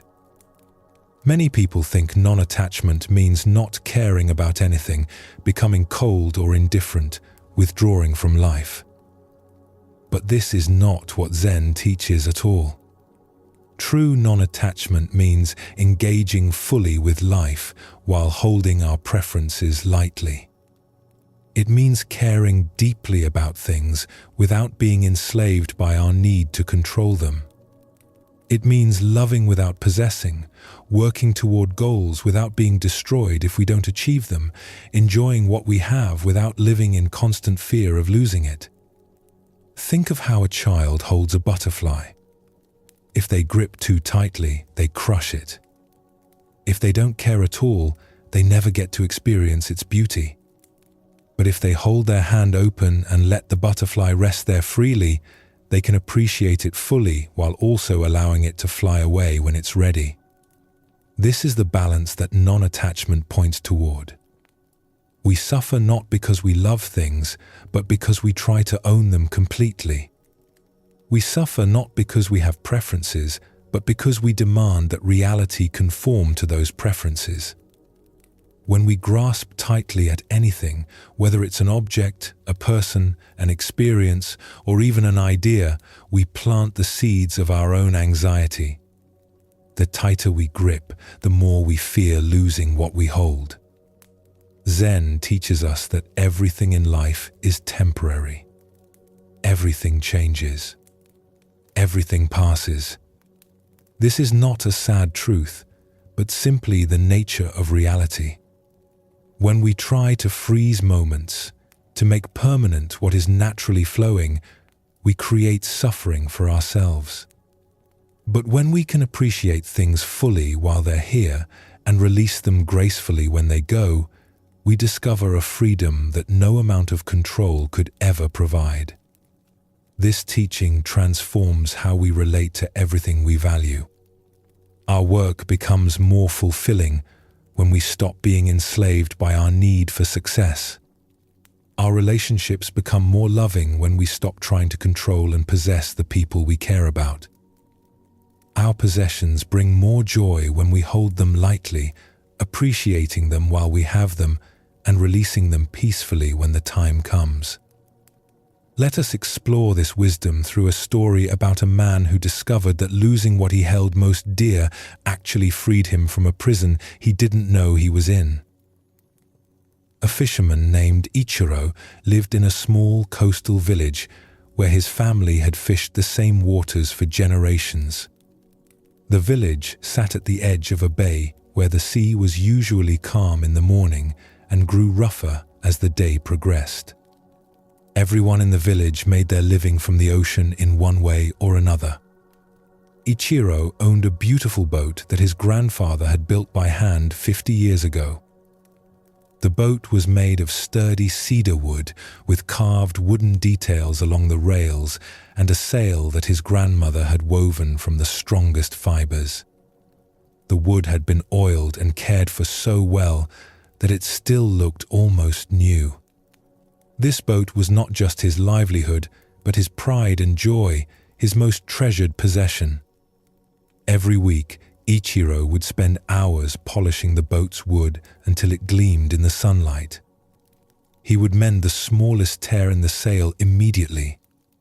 He would check every rope, every joint, every plank to make sure everything was in perfect condition. Other fishermen would sometimes joke that Ichiro loved his boat more than he loved fishing. Ichiro was known throughout the village as the most successful fisherman.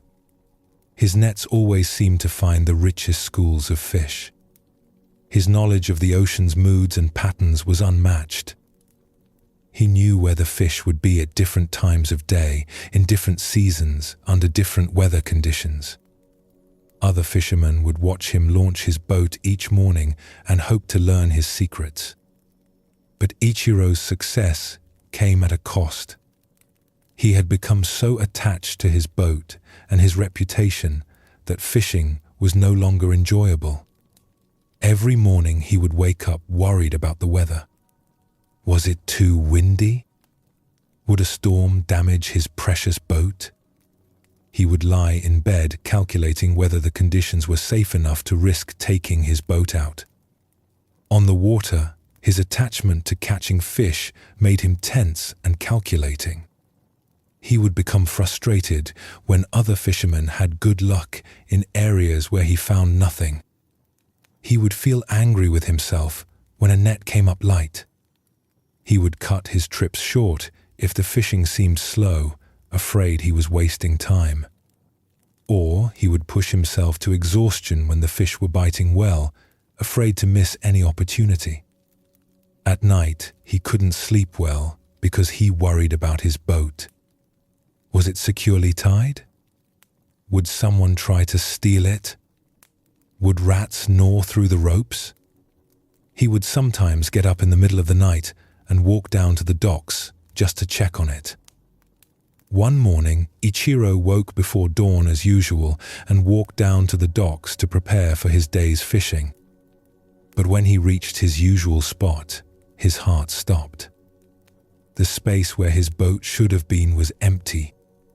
Just dark water reflecting the pre-dawn sky. He looked around frantically. Perhaps he had misremembered where he tied it. Perhaps someone had moved it for repairs. But no. The cut rope was still there, tied to the post. Someone had taken his boat during the night, cutting it free and sailing it away while the village slept. Ichiro stood on the dock staring at the empty space, feeling as if his whole identity had vanished with the boat. That boat had been in his family for 3 generations. It represented his grandfather's craftsmanship, his father's teaching, his own skill as a fisherman. Without it, who was he? Other fishermen in the village felt sorry for Ichiro when they heard the news. They offered to help search for the boat, though everyone knew it was probably long gone. Some offered sympathy. Others offered advice about how he might afford a new boat someday. But most of their boats were barely large enough for one person, let alone 2. Only old Saburo, whose tiny, rickety fishing boat was held together with patches and rope, offered to take Ichiro out with him. Saburo was the poorest fisherman in the village, barely catching enough to feed himself. Ichiro had always looked down on Saburo's poor equipment and modest catches.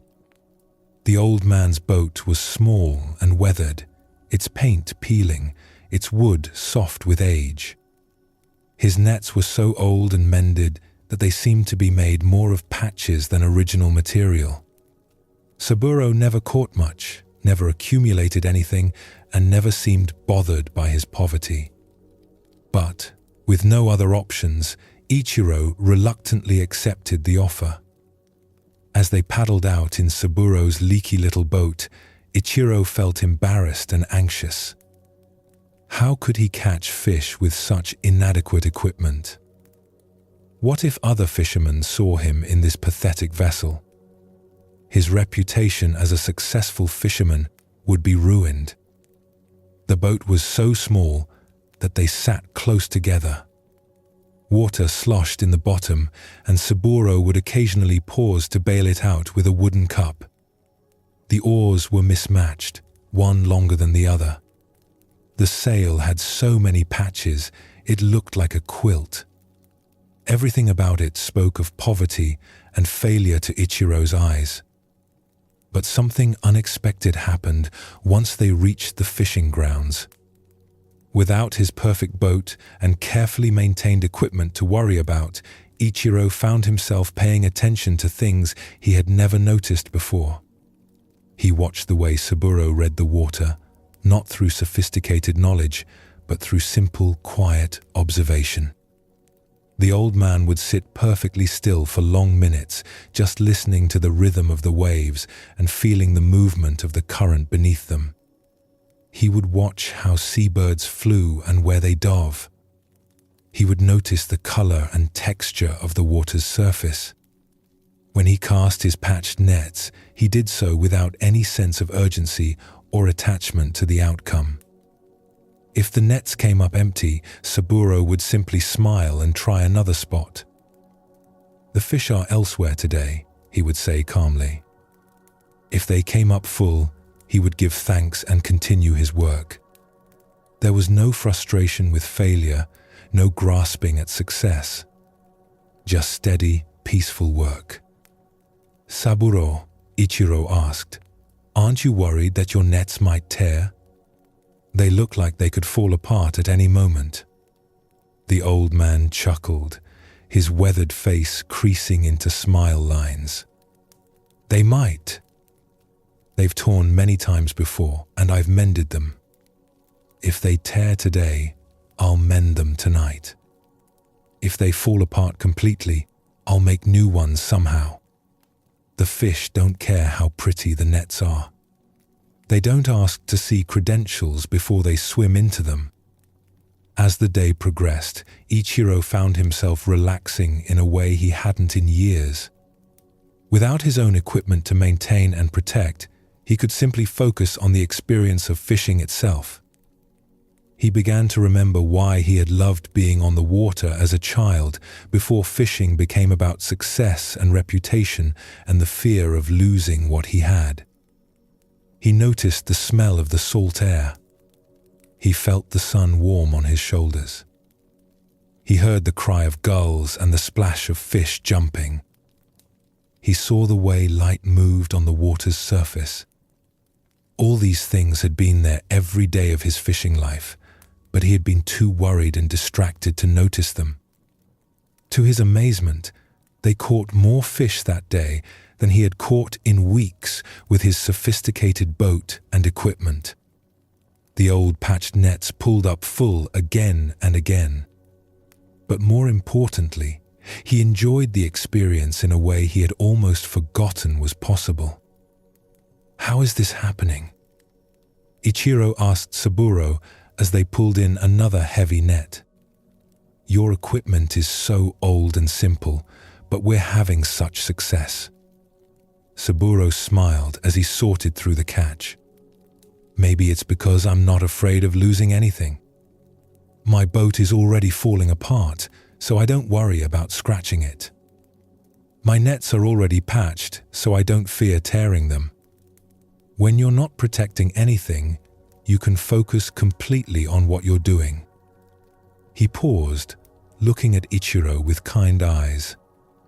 You had a beautiful boat, my friend. But you spent so much energy worrying about it that you forgot to enjoy fishing. You were so afraid of losing what you had that you lost your peace of mind instead. That evening, as they returned to shore with their good catch, Ichiro realized something profound. The loss of his boat had freed him from something he hadn't even known was imprisoning him. His attachment to his perfect equipment had been preventing him from fishing with the natural ease and attention that actually brought both success and satisfaction. Over the following weeks, while he waited to see if his stolen boat would be recovered, Ichiro continued fishing with Saburo. Each day brought new discoveries. He learned to read the water through patient observation rather than anxious analysis. He learned to cast nets without worrying about outcomes. He learned to appreciate the simple act of being on the water rather than constantly measuring his success. When his boat was eventually found abandoned on a beach 2 villages away, Ichiro faced an interesting choice. He could return to his old way of fishing with all its anxiety and attachment. Or he could continue with the freedom he had discovered in Saburo's simple approach. He chose to keep his boat, but to fish with a different attitude. He still maintained his equipment carefully, but he no longer lived in fear of losing it. He still worked to catch fish, but he didn't let his success or failure determine his peace of mind. He had learned the difference between caring for something and being enslaved by it. Years later, when young fishermen would ask Ichiro for advice, he would tell them, "Take good care of your equipment, but don't let your equipment take care of you. Love your work, but don't let your work become your master." The best fishing happens when you're not afraid of coming home empty-handed. This story reveals one of Buddhism's most liberating insights about attachment. Ichiro's love for his boat was not the problem. The problem was his clinging, his constant anxiety about protecting and maintaining it, his fear of loss. This attachment turned what should have been a source of joy into a source of suffering. Saburo showed him what non-attachment looks like in practice. The old fisherman cared about his work and took care of his equipment as best he could. But he held everything lightly. His boat was falling apart, but he didn't agonize over it. His nets were patched, but he didn't fear their imperfection. This freedom allowed him to fish with complete presence and natural ease. Notice that Saburo was not indifferent or careless. He mended his nets when they tore. He bailed water from his boat. He worked hard and did his best. Non-attachment doesn't mean not caring. It means caring without being controlled by fear of loss. Ichiro discovered that his attachment had actually been making him a worse fisherman. His constant worry prevented him from being fully present for his work. His fear of failure made him tense and calculating rather than natural and intuitive. His need to protect his possessions consumed energy that could have gone into simply fishing well. This teaching applies to everything we value in life. How much energy do we waste protecting and controlling things instead of simply enjoying them? How often does our fear of loss prevent us from fully experiencing what we have right now? How many opportunities do we miss because we're too busy clinging to what we already possess? The Buddhist path teaches that true security comes not from successfully controlling everything, but from releasing the need to control. When we can hold our possessions, our relationships, our achievements lightly, we discover a freedom that no amount of grasping could provide. let us explore this teaching further through another story that shows how non-attachment can transform even our relationship with our own identity. In a large city, there lived a woman named Ryonen who was widely regarded as one of the most beautiful and accomplished women of her generation. She had been born into a wealthy merchant family and had received the finest education available. She had mastered poetry, calligraphy, music, and dance. Her beauty was legendary, and many wealthy men sought her hand in marriage. Ryonen's father took great pride in his daughter. He would hold parties where she would perform for guests. Her poetry would be read aloud in literary circles. Her name was known throughout the city as someone exceptional, someone to be admired and envied. But as Ryonen grew into adulthood, she felt increasingly trapped by her beauty and accomplishments. People never seemed to see her, only her appearance and talents. Men wanted to possess her like a beautiful object. Women either envied her or wanted to befriend her for status. No one seemed interested in who she actually was beneath the surface. More deeply, Ryonen felt called to a spiritual life. She wanted to practice Zen Buddhism seriously, to dedicate herself to understanding the nature of mind and reality. But whenever she mentioned this to her family or friends, they would laugh. Why would someone as beautiful and privileged as you want to become a nun? You could marry a wealthy man, have a comfortable life, continue your artistic pursuits. Don't waste your gifts.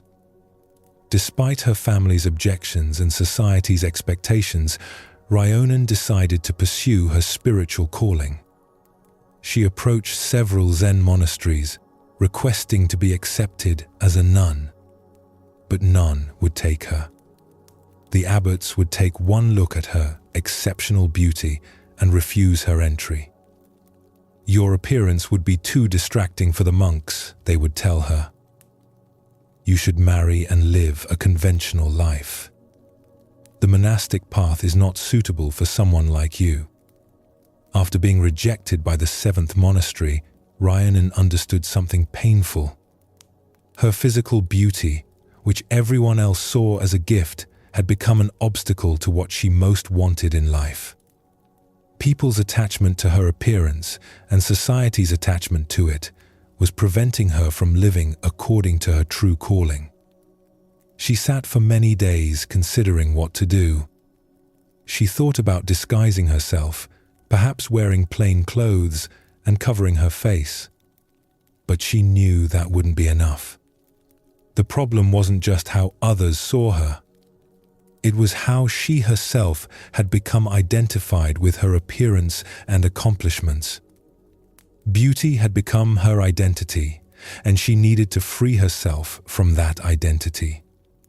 One night, Ryonen made a radical decision. She went to her family's kitchen and heated a large iron pot until it glowed red hot. Then, without hesitation, she pressed the metal against her face. The physical pain was intense, but brief. The emotional liberation was immediate and lasting. She had freed herself from the burden of exceptional beauty that had defined her entire life. She was no longer the beautiful Ryonen, but simply Ryonen, a woman seeking spiritual understanding. When she appeared at the next monastery with her scarred face, the abbot looked at her differently. He saw not a beautiful woman who might distract his monks, but a serious seeker who had demonstrated the depth of her commitment. He accepted her immediately. In the years that followed, Ryonen became known not for her appearance but for her wisdom and depth of practice. She wrote poetry that captured profound insights. Her teaching helped many students understand the path. She was respected for who she was, not what she looked like. Students would sometimes ask Ryonen if she regretted destroying her beauty. She would smile and say, I destroyed nothing. I only freed myself from a prison. The beauty that mattered was always on the inside, but I couldn't see it while everyone was focused on my face. But the most profound part of Ryanan's story came near the end of her life. A young nun approached her and said, "Master, I admire your sacrifice, but I cannot imagine being brave enough to destroy my appearance as you did. How did you find such courage?" Ryanan looked at her student with eyes full of gentle wisdom. "I did not destroy my appearance out of courage," she said. "I destroyed it out of attachment. I was so attached to becoming a nun that I was willing to sacrifice anything to achieve that goal." The young nun looked confused. "But isn't dedication to spiritual practice a good thing?" "Dedication, yes," Ryanan replied, "but not attachment. When I scarred my face, I thought I was showing my commitment to practice. But I was actually showing my attachment to a particular identity, that of being a nun. I traded one form of attachment for another." She paused, looking out at the monastery garden where flowers bloomed and faded according to their natural cycles. True freedom comes not from changing our external circumstances, but from releasing our grip on all identities. The understanding I sought by becoming a nun was already present when I was a beautiful woman in my father's house. I simply couldn't see it because I was too attached to my appearance. "So was your sacrifice meaningless?" the student asked. Ryanan smiled. "No, it was necessary for me at that time. Sometimes we must go to extremes to learn what balance means. My scarred face taught me something that no amount of studying could have revealed. It showed me that freedom comes not from changing what we look like or what role we play, but from changing how tightly we hold on to these things." This profound story reveals multiple layers of teaching about attachment and identity. Ryanan's initial attachment to her beauty prevented her from pursuing the spiritual life she desired. But in a deeper way, her later attachment to becoming a nun led her to an extreme action that, while effective in achieving her goal, was itself another form of clinging. The deepest wisdom in her story comes from her mature understanding. True freedom doesn't require us to destroy or change our circumstances. It requires us to change our relationship to those circumstances. We can be beautiful or scarred, wealthy or poor, accomplished or ordinary, and find the same liberation through releasing our attachment to these conditions. This teaching is especially important in our modern world, where identity has become such a central concern. We define ourselves by our appearance, our achievements, our roles, our status. We think we are our job title, our relationship status, our physical attributes, our social position. But Zen wisdom teaches that these identities, while practically useful, are not our true nature. Ryanan's journey shows that we can become attached even to spiritual identity. We can cling to being a good practitioner, an enlightened person, someone who has transcended worldly concerns. These spiritual attachments can be just as binding as worldly ones. The freedom that Buddhism points toward is freedom from all fixed identity, not becoming a different person, but releasing the tight grip we have on being any particular person. When we stop clinging to who we think we are or who we think we should be, we discover a natural ease that allows us to respond appropriately to each situation without the burden of maintaining an image. Notice that Ryanan didn't regret her actions.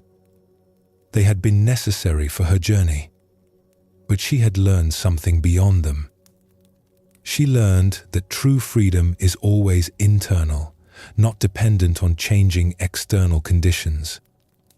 Whether beautiful or scarred, nun or laywoman, the same peace was available through releasing attachment. As you rest in this teaching now, feel what it might be like to hold your own identity a bit more lightly. Not abandoning who you are, but releasing some of the tight grip you have on maintaining a particular self-image. Notice how this creates space, how it allows breath to flow more freely. Non-attachment in Zen Buddhism is not about having nothing or caring about nothing. It's about engaging fully with life while remaining free. Free from the anxiety of loss. Free from the burden of constant control. Free from being enslaved by our own preferences. This freedom allows us to love more deeply because we're not trying to possess, to work more effectively because we're not paralyzed by fear of failure, to live more fully because we're not constantly protecting and defending what we have. One of the most profound teachings in Zen Buddhism concerns the nature of impermanence. Everything changes. Everything passes. Nothing stays the same. This might sound like a sad teaching, something to mourn or resist. But Zen shows us that impermanence is actually one of life's greatest gifts. We suffer when we try to hold on to things that are naturally flowing. We suffer when we demand that pleasant moments last forever, or that difficult moments never arrive. We suffer when we forget that change is not the enemy of happiness, but the very condition that makes happiness possible. Think about it carefully. If beautiful moments lasted forever, they would lose their beauty. If spring bloomed eternally, we would stop noticing the flowers. If the sun never set, we would take its light for granted. The temporary nature of experiences is what gives them their preciousness and power to move us. A flower is beautiful partly because it will fade. A sunset is precious partly because it will end. A moment with a loved one is meaningful partly because our time together is limited. When we truly understand this, impermanence stops being something to fear and becomes something that enriches every moment. The problem is that we spend much of our lives pretending things will last forever. We accumulate possessions as if we'll keep them eternally. We act as if we have unlimited time with the people we love. We postpone important conversations and meaningful experiences, assuming there will always be another opportunity.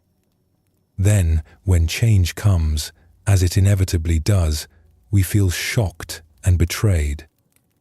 But Zen teaches us to live with full awareness of impermanence. Not in a morbid way, dwelling on endings, but in a way that brings each moment into sharp focus. When we remember that this conversation might be our last with this person, we listen more carefully. When we remember that this season will pass, we appreciate it more fully. When we accept that our own time is limited, we stop postponing our lives and begin actually living them. This teaching transforms everything. Instead of being paralyzed by the knowledge that good times won't last forever, we become liberated by it. Each moment becomes precious precisely because it won't come again. Each experience becomes meaningful because it's temporary. Each breath becomes a gift because we know we don't have infinite breaths. Let us explore this wisdom through a story about a gardener who learned that fighting against natural cycles creates suffering, while accepting them brings peace. There once lived a master gardener named Yuki, who was famous throughout the region for creating the most beautiful gardens anyone had ever seen. Her specialty was cherry trees, and people would travel from distant provinces just to walk through her gardens during the brief cherry blossom season. Yuki had spent 40 years perfecting her art. She knew exactly which varieties of cherry trees would bloom at different times, creating waves of color that lasted for weeks instead of days. She understood how to shape the trees so their blossoms would frame mountain views perfectly. She had created stone paths that guided visitors to see each tree from its most beautiful angle. Her gardens were not just collections of trees. They were carefully composed landscapes where every element worked together. Water features reflected the blossoms. Stone lanterns provided focal points. Moss gardens created green backgrounds that made the pink and white flowers seem even more vibrant. Visitors would walk through in reverent silence, overwhelmed by the beauty surrounding them. But Yuki had a problem that troubled her deeply. Every year, just as her gardens reached their peak beauty, the cherry blossoms would begin to fall. Within days, sometimes within hours if the wind was strong, the magnificent display she had worked all year to create would be gone. The ground would be covered with fallen petals, and the trees would show only green leaves where stunning flowers had been. The fleeting nature of the blossoms filled her with sadness and frustration. Why must something so beautiful last such a short time? She would ask herself as she swept fallen petals from her carefully designed paths. If only I could make the blossoms stay longer, then people could truly appreciate their beauty. Yuki began experimenting with ways to extend the blooming period. She tried different fertilizers, hoping to strengthen the flowers' attachment to their branches. She built small shelters around certain trees to protect the blossoms from wind and rain. She even attempted to coat some petals with a thin substance to preserve them longer. But nothing worked. The cherry blossoms followed their natural rhythm, blooming gloriously and then falling away, completely indifferent to her efforts to control them. Each spring, she would watch the peak bloom approach with mixed feelings. Joy at seeing the beauty emerge, but also dread at knowing how soon it would end. She would spend the days of full bloom anxiously watching for signs that petals were beginning to fall. She couldn't fully enjoy the moment because she was already mourning its passing. One spring morning, as Yuki was sadly sweeping up another pile of fallen petals, an old monk appeared on the path. He was walking slowly, stopping frequently to look at the trees with a gentle smile. Most of the blossoms had already fallen. Only a few remained on the highest branches. Yuki felt embarrassed that this visitor had arrived too late to see her garden at its best. "Excuse me," Yuki called to him. "You've come too late. The peak blooming was last week. There's not much left to see now." The monk looked surprised. "Too late? But I can see many beautiful things right now." He gestured toward a tree where the last few blossoms clung to branches that were already showing fresh green leaves. "Look how lovely this is. The old blossoms saying goodbye while new life begins." Yuki looked where he was pointing, but saw only the remnants of what had been much more beautiful days earlier. "But you should have seen it last week when all the trees were in full bloom. That was when it was truly magnificent." The old monk smiled and sat down on a stone bench beneath the nearly bare tree. He invited Yuki to sit with him. "Tell me about that perfect day," he said. Yuki's face lit up as she described the peak bloom. Every tree was covered in perfect flowers. The air was filled with their delicate fragrance. Visitors walked the paths in wonder, some of them with tears in their eyes from the beauty. It was like paradise itself. "It sounds wonderful," the monk said. "And how did you feel during that perfect day?" Yuki paused, remembering. Her expression became troubled. "I felt anxious, actually. Even while people were praising the beauty, I was worried about how long it would last. I kept looking for signs that the petals were beginning to fall. I couldn't fully enjoy the moment because I was already dreading its end. The monk nodded thoughtfully.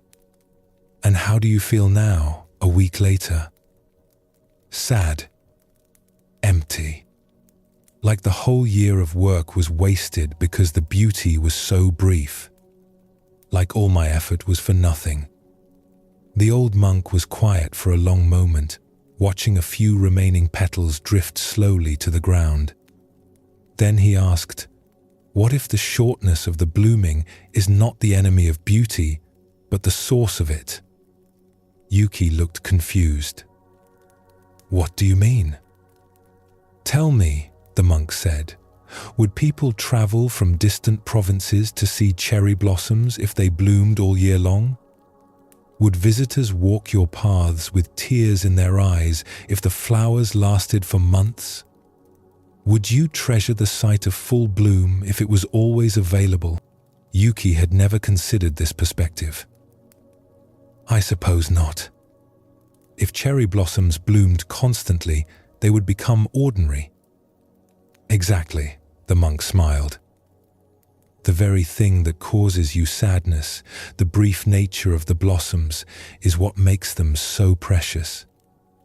Their beauty is not despite their impermanence, but because of it.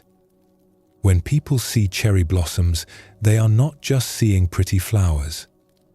They are seeing the beautiful truth that all things pass away, and this knowledge makes the sight even more meaningful and poignant." He gestured toward the nearly bare tree above them. "This tree will give you a new gift now. In a few weeks, it will offer fresh green shade for summer visitors. In autumn, it will display brilliant colored leaves.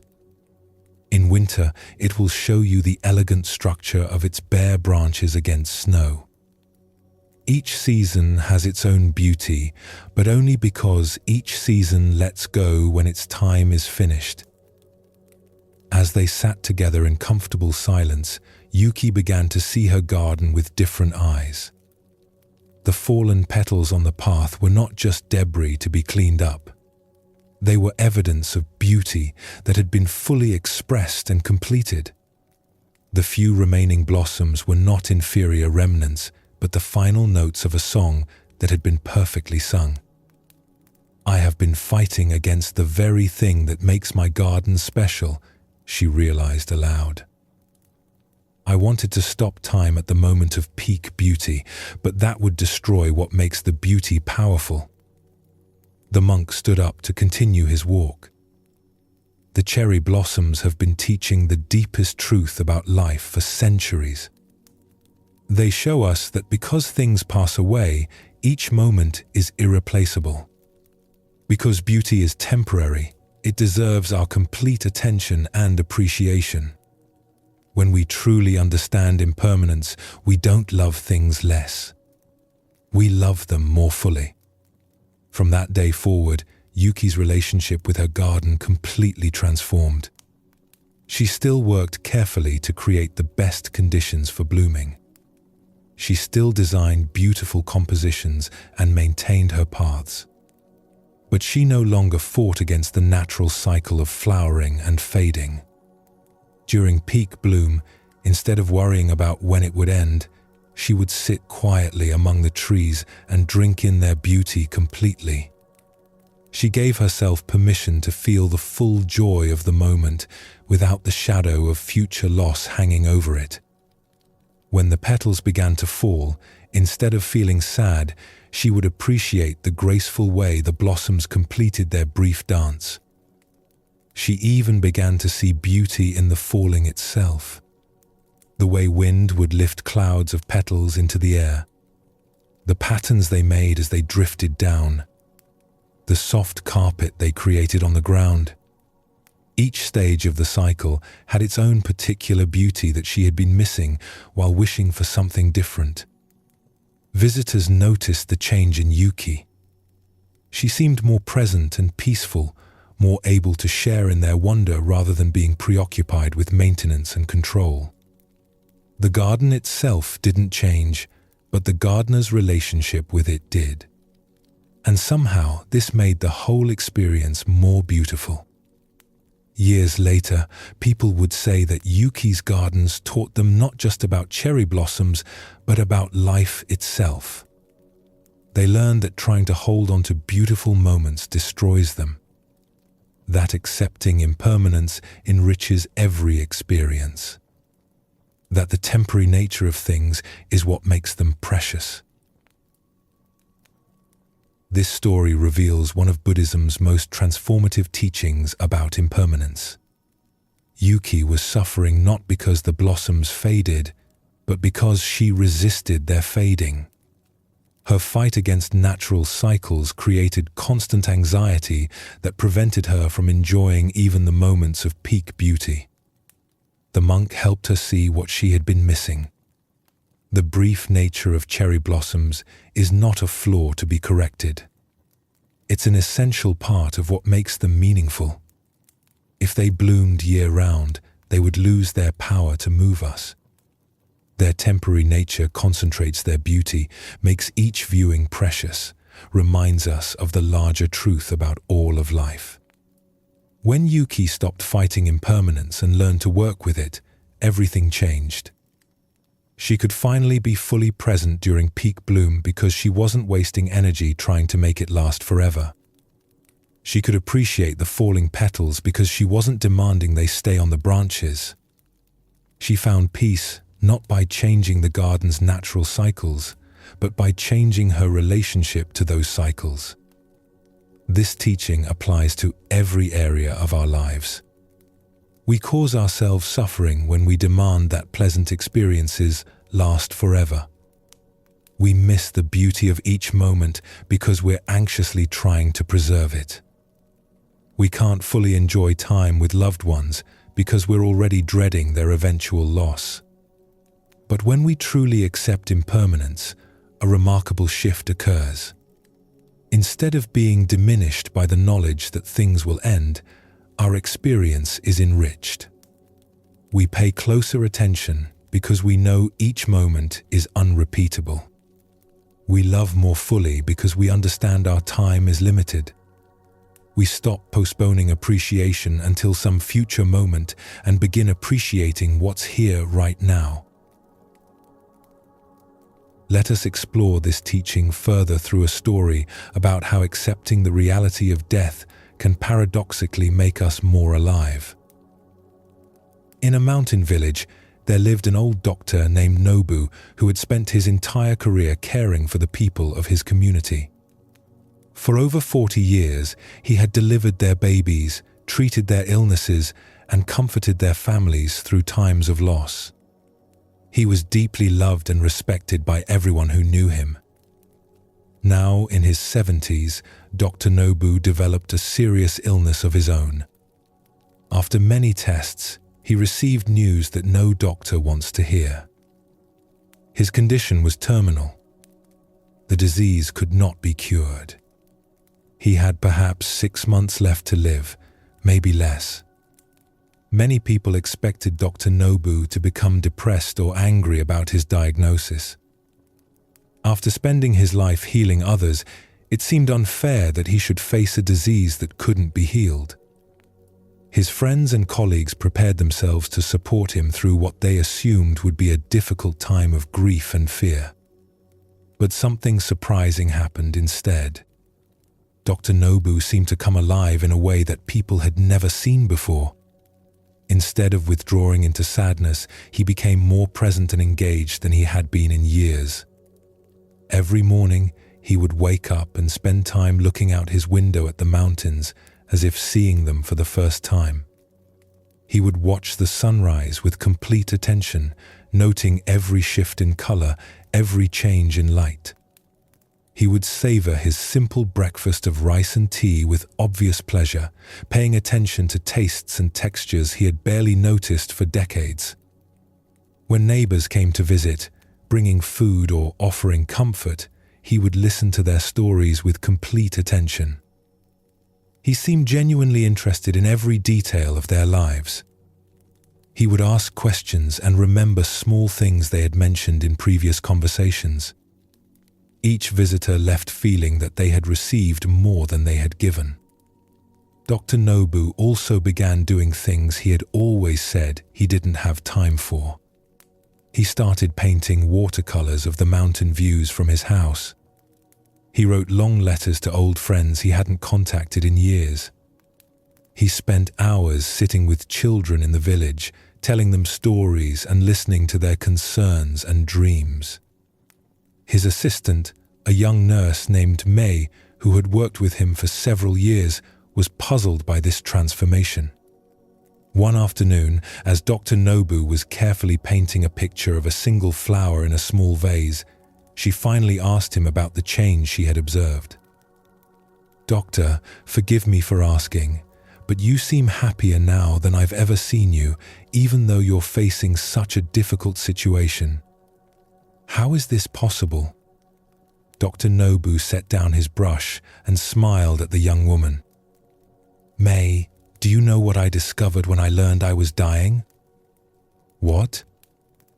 "I discovered that I had been dying all along. We all are. The only difference is that now I know approximately how much time I have left, and this knowledge has become a great teacher." May looked confused, so Dr. Nobu continued. "For 70 years, I lived as if I had unlimited time. I would put off conversations with old friends, thinking I would call them next month. I would rush through meals to get to the next task, assuming I could enjoy food properly someday when I wasn't so busy. I would notice beautiful sunsets but barely pause to appreciate them, believing there would always be another sunset tomorrow." He gestured toward the flower he had been painting. "But when you know your time is limited, everything becomes precious. This flower will fade in a few days, and I might not be here to see many more flowers after that. So I paint it now, with complete attention, giving it the respect it deserves as one of the last flowers I may ever really see." Dr. Nobu stood up and walked to the window. "Look at those mountains, May. I have seen them every day for 40 years, but I was usually too busy or preoccupied to really see them. Now that I know I won't be looking at them much longer, each time I see them feels like a miracle. The same mountains I took for granted for decades have become one of my greatest sources of joy." May began to understand. "You're saying that knowing about death makes life more meaningful?" "Not just knowing about death intellectually," Dr. Nobu clarified. "Everyone knows they will die someday. But really accepting that our time is limited, letting that truth change how we live, that's different. When you truly accept impermanence, not as a sad fact, but as the thing that makes each moment irreplaceable, everything changes." He returned to his painting, adding careful details to the flower's petals. "I am not happy because I'm dying, May. I'm happy because I'm finally truly living. For the first time in decades, I'm not postponing my life, waiting for some perfect moment to begin appreciating what I have. I'm here now, completely present for whatever time remains." Over the following weeks, May watched Dr. Nobu continue to embrace each day with remarkable presence and gratitude. He never seemed to waste a moment on regret or self-pity. Instead, he poured his full attention into whatever he was doing, whether it was having a conversation, eating a meal, or simply watching clouds move across the sky. When Dr. Nobu's condition worsened and he became bedridden, his approach remained the same. He would listen carefully to the sounds outside his window, appreciating birdsong and wind in the trees as if they were precious music. When visitors came, he would look into their eyes with complete attention, making each person feel truly seen and valued. On his final day, Dr. Nobu called May to his bedside. "I want to thank you for caring for me during these months," he said, his voice weak but clear. "And I want to share one last thing with you. What is that, doctor? Don't wait until you're dying to start really living. The knowledge that time is precious doesn't have to come from a terminal diagnosis. Every day is terminal, in the sense that each day that passes is gone forever. If you can remember this, not as a morbid thought, but as a reminder of how valuable each moment is, you will live more fully than most people ever do. Dr. Nobu died peacefully that evening. Those who had witnessed his final months said they had never seen anyone face death with such grace and aliveness. His example became a teaching for the entire village about how understanding impermanence can transform the way we experience life. This profound story shows us how accepting the reality of death can paradoxically make us more alive. Dr. Nobu's transformation illustrates one of Buddhism's most important insights. When we truly understand that our time is limited, we stop taking moments for granted and begin to experience life with much greater richness and presence. Notice that Dr. Nobu didn't suddenly become happy because he was dying. He became alive because he stopped living as if he had forever. The terminal diagnosis forced him to face what had always been true, but what he had been ignoring. Every day of his life had been precious and unrepeatable, but he had only begun appreciating this when time became obviously limited. Most of us live with what we might call immortality syndrome.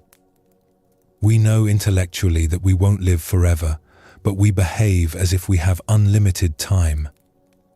We postpone important conversations, delay pursuing our dreams, rush through daily experiences while planning for some future when we'll finally slow down and appreciate what we have. But when we deeply accept impermanence, everything changes.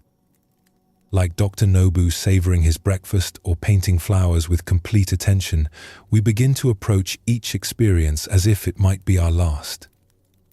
Not in a morbid way, but with an appreciation that comes from recognizing how precious and unrepeatable each moment truly is. The Buddhist teaching of impermanence is ultimately about learning to love life more completely by understanding its temporary nature. Dr. Nobu didn't need to die to learn this lesson. None of us do. We can choose to live with full awareness of impermanence right now.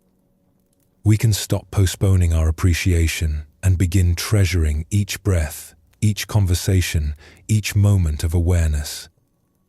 When we accept that everything changes and nothing lasts forever, we don't become sad or paralyzed.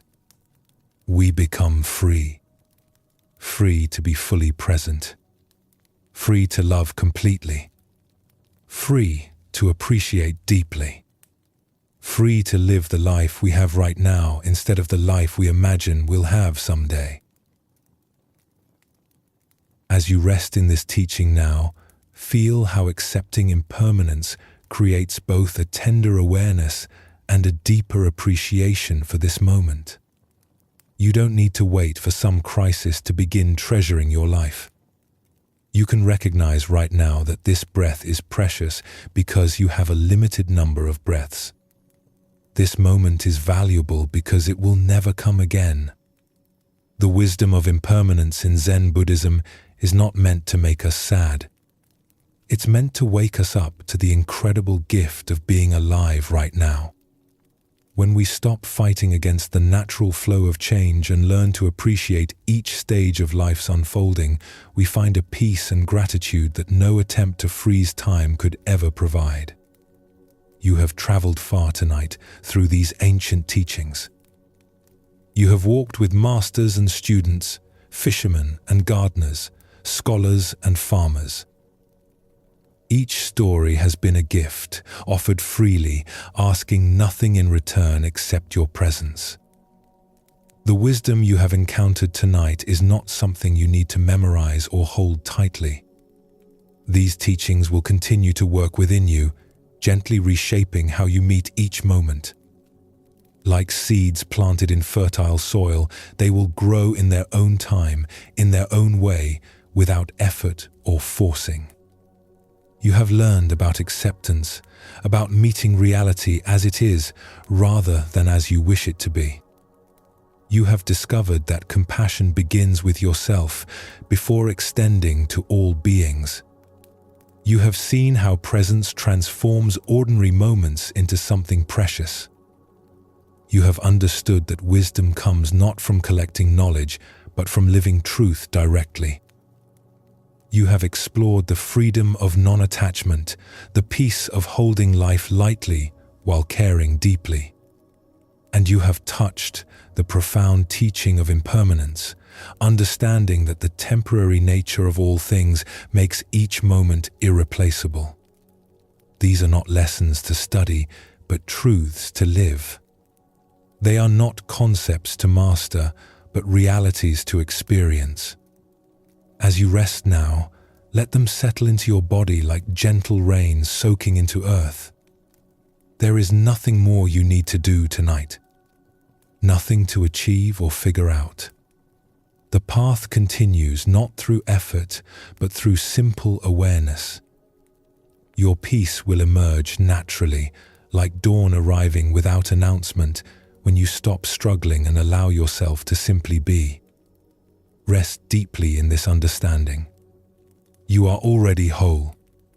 You are already home. You are already exactly where you need to be. Sleep well, and thank you for joining us here at Sleepy Monk.